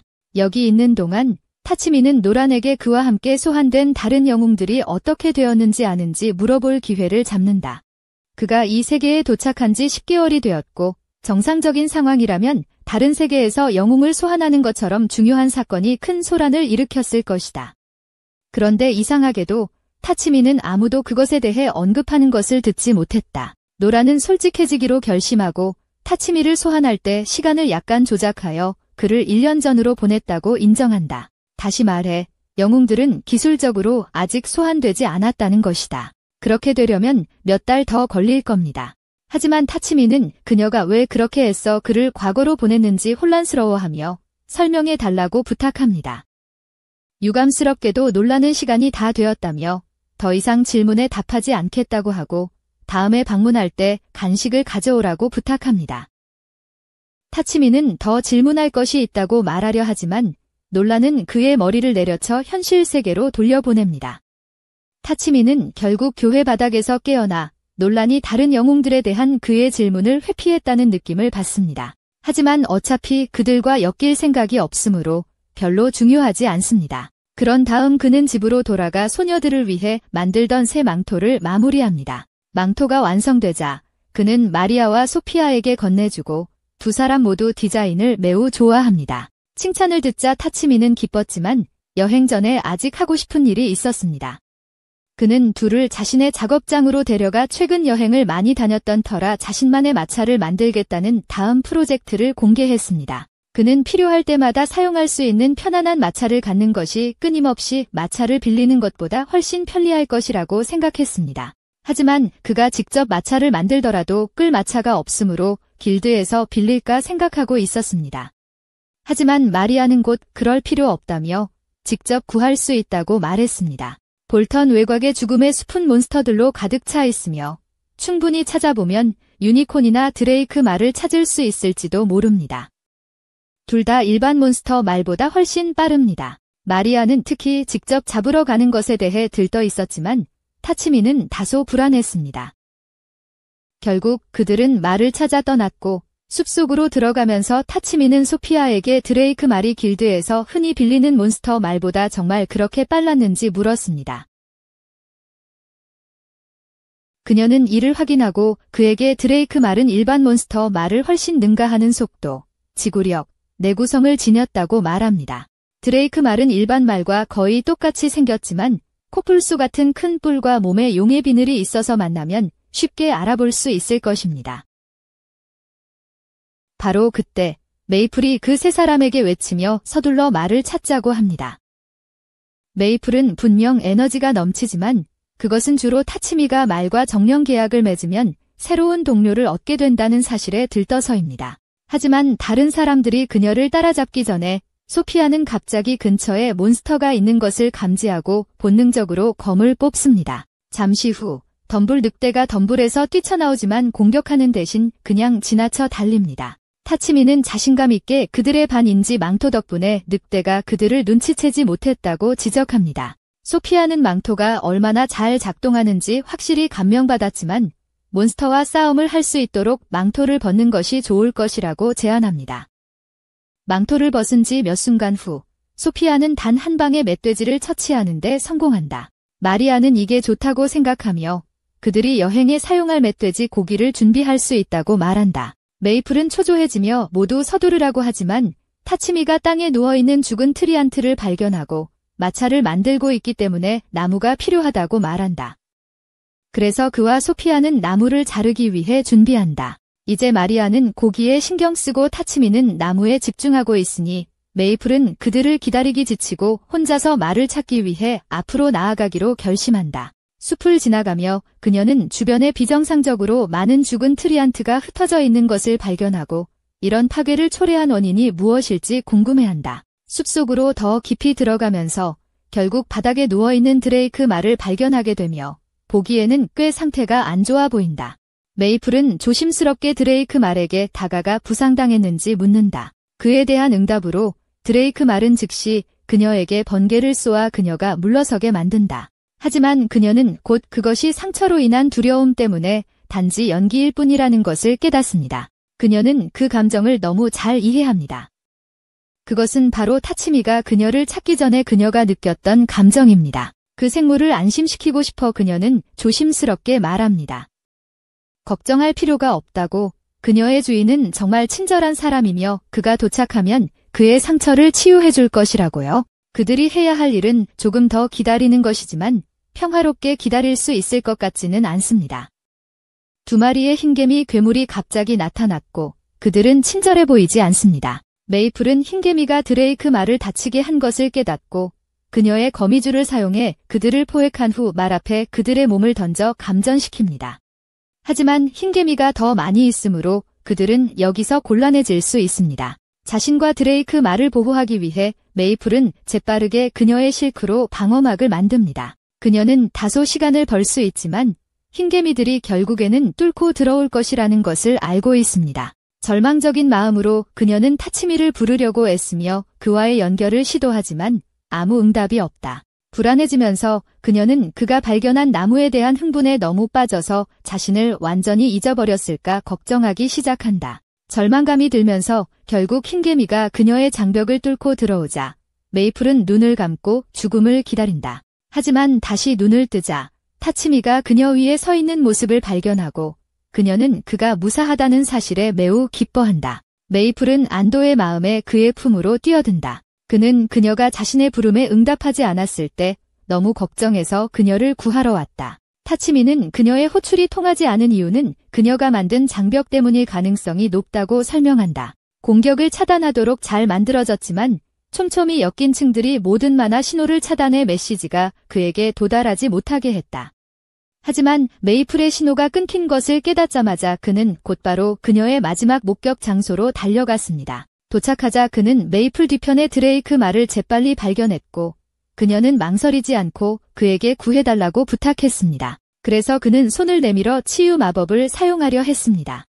하지만 드레이크는 타치미를 신뢰하지 않아 그를 밀어냈습니다. 소피아는 그 지역에 더 많은 흰개미가 있을 수 있으므로 빨리 떠나야 한다고 타치미에게 말했지만 드레이크를 내버려 두면 죽을 것이 뻔했습니다. 그래서 타치미는 집으로 돌아갈 때까지 메이플과 함께 자신의 포켓 차원에 넣기로 결정했습니다. 소피아는 계약을 맺지 않고 그런 고레벨 짐승을 자신의 포켓 차원에 넣으면 엄청난 부담이 그의 몸에 가해질 것이라고 타치미에게 경고했습니다.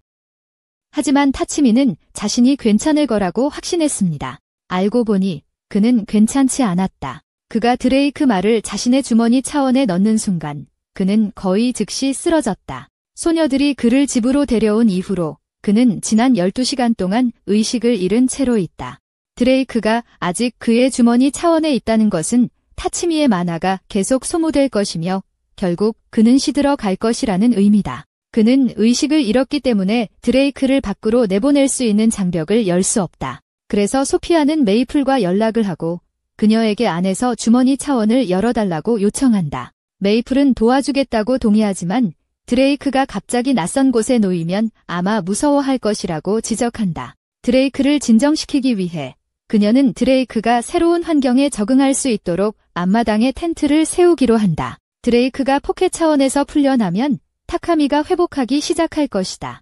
그동안 마리아는 그를 치료할 의료용품을 사러 나가고 소피아에게 그가 깨어날 때 곁에 있어 달라고 부탁한다. 그날 늦게 타카미는 드디어 혼수 상태에서 깨어나 밖으로 나가 드레이크를 보러 간다. 메이플은 그가 회복될 때까지 드레이크에게 타카미에 대해 이야기해 주었다. 자신을 소개한 후 타카미는 드레이크가 그와 계약을 맺을 의향이 있는지 묻는다. 드레이크는 메이플을 신뢰하고 그녀가 타카미를 보증함으로 그와 계약을 맺기로 동의한다. 이제 드레이크가 길들여졌으니 타카미는 어떤 반발 없이 마법을 사용할 수 있게 된다. 주저하지 않고 그는 하이힐을 시전하여 드레이크의 모든 상처를 치료한다. 순식간에 드레이크는 기력을 회복하고 다시 스스로 일어서서 완전히 건강을 되찾았다. 이제 드레이크는 공식적으로 타치미의 소환수가 되었으니 타치미는 드레이크에게 이름을 지어줘야 한다.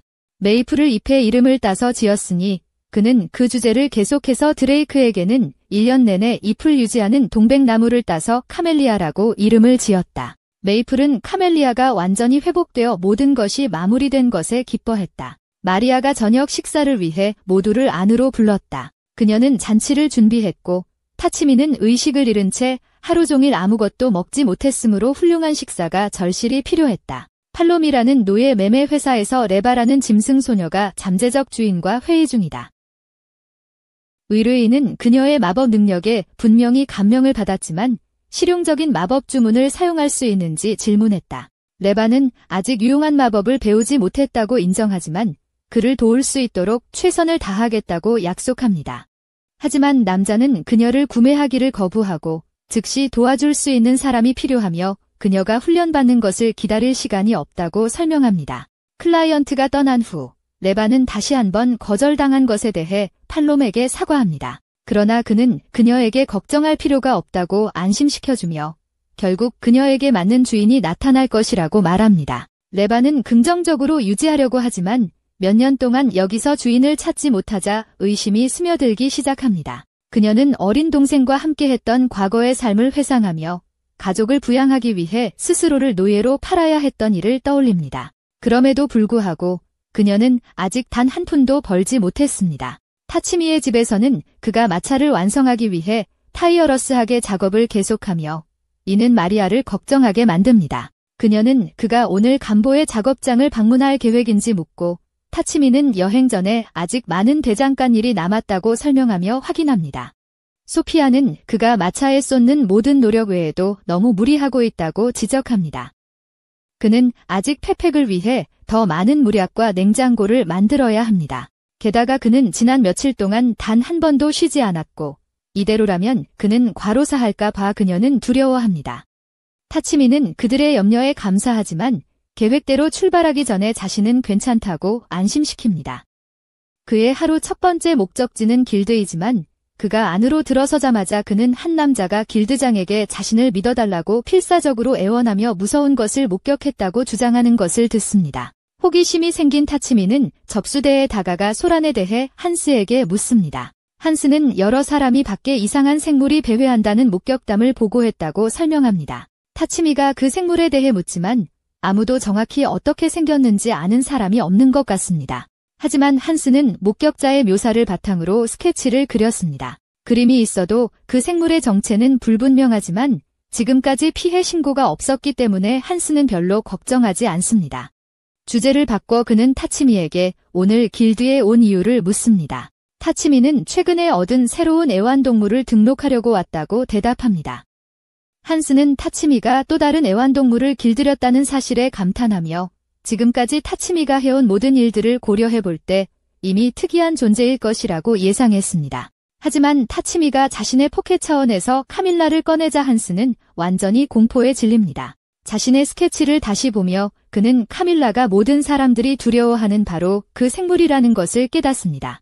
이제 타치미가 모든 혼란의 원인이라는 것이 확실해지자 길드 마스터는 그를 회의로 끌고 가서 타치미가 거의 자비를 구할 때까지 끊임없이 꾸짖습니다. 한편 소피아는 뮬란과의 회의 후 마을에 나와 있습니다. 그녀는 타치미의 일을 도와줄 수 있는 마법 능력을 가진 노예가 있는지 뮬란에게 물어보러 갔지만 안타깝게도 그런 사람은 없었습니다.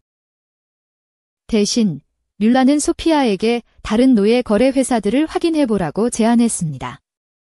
그곳에 그녀가 찾고 있는 조건에 맞는 사람이 있을지도 모릅니다. 집으로 돌아가는 길에 소피아는 점심 준비를 위한 재료를 사러 나와 있는 마리아와 마주칩니다. 최근에 타치미가 얼마나 지쳐 보이는지 노티싱한 마리아는 그를 좋은 식사로 기운 내주고 싶어합니다. 하지만 그녀와 소피아가 간보의 작업실에 도착해 타치미를 확인해보니 타치미가 나무더미에 완전히 쓰러져 있습니다. 처음에는 그들이 충격을 받지만 간보는 그들에게 걱정할 필요가 없다고 안심시킵니다. 타치미는 단순히 일하는 중에 잠이 들었을 뿐입니다. 그가 휴식 없이 얼마나 열심히 자신을 밀어붙였는지를 고려할 때 그는 완전히 지쳤음에도 불구하고 놀랍지 않다. 그는 쓰러질 때까지 미소를 지으며 계속 일을 했다. 지금은 괜찮겠지만 간보는 여자들에게 타치미가 속도를 줄이지 않으면 언젠가 정말로 일을 하다 죽을 수도 있다고 경고한다. 조금 후 낮잠에서 깬 타치미는 마침내 마차를 완성하고 자신의 성취에 대해 정말 자랑스러워 보인다. 정당하게도 그는 그것을 만들기 위해 물리학의 법칙을 무시했다. 겉보기에는 일반적인 마차처럼 보이지만 내부는 집처럼 넓다. 타치미는 내부를 확장하기 위해 공간 마법을 사용하여 엄청난 노력을 기울였고 가장 긴 여행도 가능한 한 편안하게 할 수 있도록 모든 일상 필수품을 갖추었다. 모두가 마차에 올라타 시험 운전을 하러 가고 마리아는 그것을 운전하게 되어 정말 신이 나 있다. 무서운 속도로 움직이고 있음에도 불구하고 내부에서는 진동이 거의 없어 매우 부드럽게 느껴지며 멀미의 위험이 없다. 예정된 여행까지 시간이 남아있는 타치미는 머리어에게 캐리지에 추가할 제안이 있으면 자유롭게 알려주라고 말한다. 그 제안을 최대한 활용하여 그녀는 즉시 측면에 죽음의 스파이크를 요청한다. 스파이크는 전혀 실용적인 목적이 없다. 타치미는 머리어의 요청을 인정하지만 곧바로 무시하고 그들은 평소처럼 계속 진행한다. 며칠 후 드디어 그들의 여행 시간이 도래한다. 그들은 도시의 게이트에 도착하고 그곳에서 수도로의 여정을 안내할 라이언 팽을 만난다. 포롱, 페페과 다른 이들도 도착하고 모두가 모인 후 타치미는 이제 출발할 시간이라고 결정한다. 하지만 그들이 출발하기 전에 파펙은 타키미가 만든 마차가 어떤 모습일지 궁금해져서 그 안을 살펴봐도 되는지 묻습니다. 타키미는 마음껏 들어가라고 말하고 파펙이 들어가서 넓은 집 같은 내부를 보자마자 그는 완전히 넋을 잃습니다.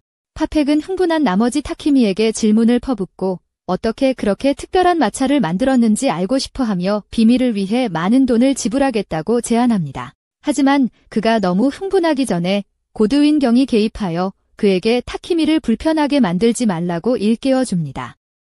그러고 나서 고드윈은 타키미의 마차만큼 화려한 마차를 갖고 싶다고 크게 외치기 시작하는데 타키미에게 자신을 위해 하나 만들라고 직접적으로 요구하지는 않습니다. 그는 타키미가 자신에게 하나를 선물해주면 정말 고맙겠다고 캐주얼리 언급하며 그 대가로 100플래티넘 동전을 기꺼이 지불할 의향이 있다고 말합니다.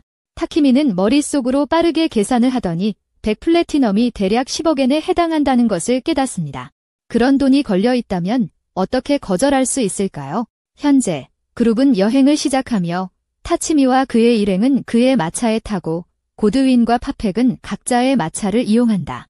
그들은 앞으로 나아가면서 고드윈은 그의 보조와 함께 타치미가 도착한 이후로 왕국에 얼마나 귀중한 존재가 되었는지를 이야기한다. 그는 타치미가 계속해서 더 큰 성과를 이룰 것이라고 확신하지만 그런 성과는 원치 않은 주목을 끌게 될 것임을 알고 있다. 왕과 고드윈은 바르쿨라 왕국 내의 내부 위협으로부터 타치미를 보호하기 위해 최선을 다하겠지만 사이돈 제국과의 대응은 전혀 다른 도전이 될 것이다. 사이돈 제국에 대해 말하자면 다른 영웅들이 소환된 이후의 미래를 살펴보면 아카네는 가능한 많은 정보를 모으기 위해 오래된 사이돈 역사책을 읽고 있다.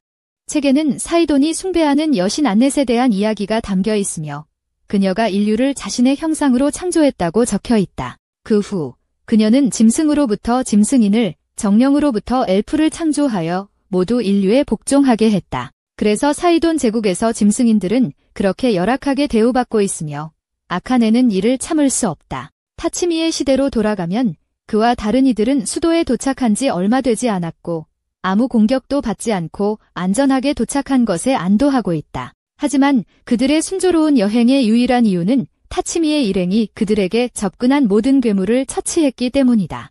사실 그들의 호위가 되어야 할 라이온 팡은 그동안 아무것도 하지 않았다. 그때 페펙이 타치미에게 다가와 이야기할 것이 있다고 말한다. 그들은 여관에 도착하자 페펙이 타치미에게 자신이 타치미가 만든 것과 비슷한 마차를 원한다고 말한다. 그는 이미 고드윈 경과 이 문제를 논의했으며 이것이 타치미의 전문성을 왕에게 보여줄 완벽한 방법이 될 것이라고 생각하고 있다. 하지만 왕과의 면담이 단 5일밖에 남지 않아서 페펙은 타치미가 그렇게 짧은 시간 안에 마차를 완성할 수 있을지 의문을 가진다. 그는 대신 다음 왕과의 면담 때까지 기다리는 것이 좋겠다고 제안한다. 놀랍게도 타치미는 그가 5날 안에 끝낼 수 있다고 주장합니다. 그가 집으로 돌아간 후에 만들게 된다면 수도까지 마차를 다시 운반해야 해서 너무 번거로울 것입니다. 그래서 그는 여기에서 이미 작업을 하는 것이 훨씬 더 편리할 것이라고 생각합니다. 수도에서 필요한 자재를 찾는 것은 그리 어렵지 않을 것이지만 가장 큰 문제는 타치미가 건축을 시작할 장소가 필요하다는 것이고 그는 수도에 작업장이 없습니다. 다행히도 페펙은 타치미가 모든 작업을 할 수 있는 완벽한 장소인 팔람 회사가 있다고 말합니다. 타치미는 나중에 마리아와 소피아를 만나 페펙의 팔람 회사에서 일하라는 제안에 대해 이야기하고 소피아는 팔람 회사에 대해 조금 알고 있습니다. 그래서 그녀는 타치미에게 그곳은 수도에서 더 신뢰할 수 있는 노예 거래 회사 중 하나라고 말합니다. 최소한 뮬란이 그녀에게 그렇게 말했다고 합니다. 페펙은 타치미가 팔람 회사의 오래된 별관 중 하나를 사용할 수 있도록 허가를 받았으므로 자재가 도착하는 즉시 타치미는 새로운 마차 작업을 시작할 계획입니다. 그러나 소피아는 그렇게 쉽게 일이 진행되도록 허락하지 않는다. 그녀는 타키미에게 보조인을 구해야 한다고 주장한다. 그는 첫 번째 마차를 만들면서 거의 죽을 뻔했고 이제는 휴식도 없이 두 번째 마차 제작에 바로 뛰어들 준비를 하고 있다. 그처럼 일 중독자인 그도 자신의 건강이 무모하다는 것을 알아야 한다. 그 점을 염두에 두고 소피아는 이미 팔람 회사에 있는 김에 그가 도와줄 새로운 노예를 구하는 것을 고려해보라고 제안한다. 타키미는 소피아와 마리아가 그의 안녕을 진심으로 걱정하고 있다는 것을 이해하고 새로운 노예를 구하기로 동의한다. 그리고 다음 날 그는 팔람 회사의 주인과 만난다. 타키미는 그에게 자신의 연금술을 도와줄 노예를 찾고 있다고 이야기하며 현재 그는 다양한 마법 요소가 있는 마차를 작업하고 있기 때문에 팔람은 타키미가 마법 적성이 있는 노예가 필요할 것이라고 추정한다. 타치미가 회의 중인 동안 소피아는 밖에서 기다린다. 갑자기 마리아가 당황한 채로 달려와 메이플을 어디서도 찾을 수 없다고 말한다. 앞서 메이플은 팔람 건물을 탐험하고 싶다고 언급했으며 만약 누군가 거대한 살인 거미가 복도를 돌아다니는 것을 발견한다면 그들은 정신이 나갈 것이다. 그래서 소피아는 메이플이 문제를 일으키기 전에 찾아보겠다고 한다. 불행히도 그녀가 메이플을 찾았을 때 메이플은 이미 책을 읽고 있던 레바를 겁먹게 해버렸다. 메이플은 레바를 놀라게 한 것에 대해 사과하고 소피아는 그녀를 다시 일으켜 세운다. 그러나 그렇게 하던 중 소피아는 레바가 들고 있는 책이 연금술에 관한 책이라는 것을 알아챈다. 그녀는 레바에게 연금술에 관심이 있는지 물어보고 레바는 연금술 공부를 얼마나 좋아하는지 이야기하기 시작한다. 몇 분 후 레바는 타쿠미를 만나기 위해 회의실로 안내받습니다. 팔람이 그녀를 자신의 필요에 적합한 후보자로 추천했기에 그녀는 타쿠미에게 인사하고 자리에 앉아 대화를 시작합니다. 하지만 타쿠미가 해야 할 일들을 설명하기 시작하자 레바는 완전히 딴 생각에 빠져 있습니다. 다시 한번 거절당하고 가족을 위해 돈을 벌 기회를 놓칠까봐 두려워하며 마음이 불안합니다. 바로 그때 타쿠미는 연금술에 다소 지식이 있는 사람을 만났다는 이야기를 합니다. 그리고 레바는 연금술이라는 단어를 듣자마자 연금술이 자신의 전문 분야이기에 벌떡 일어섭니다. 그녀는 타쿠미만큼이나 연금술을 좋아합니다. 그래서 두 사람은 자신들이 좋아하는 방법과 이론에 대해 이야기하기 시작하고 타쿠미는 그녀에게 깊은 인상을 받아 레바에게 간단한 시험을 치르게 하기로 합니다. 그는 자신의 일기장에서 한 페이지를 찢어 그녀에게 건네주며 마법진의 목적을 알아낼 수 있는지 물어봅니다.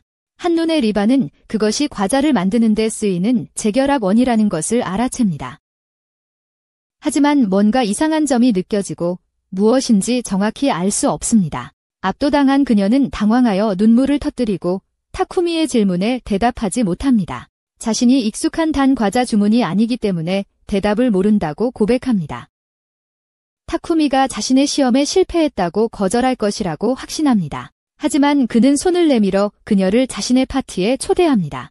그녀는 원이 과자를 만드는 데 사용된다는 것을 실제로 정확히 알았지만 약간의 차이는 타쿠미가 레시피에 다른 재료를 사용했기 때문이었습니다. 그럼에도 불구하고 그는 그녀가 한눈에 마법원의 목적을 알아차린 것을 놀랍게 여겨 자신의 팀에 그녀가 함께하게 되어 기쁘다고 말합니다.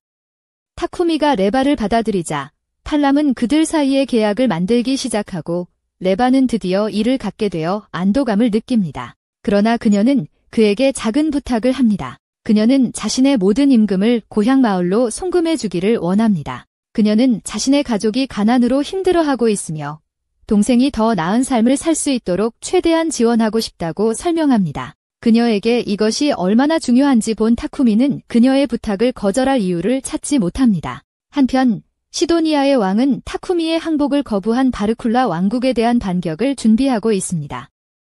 그는 힘을 과시하기 위해 성기사들을 배치하여 본보기를 보이기로 결정합니다.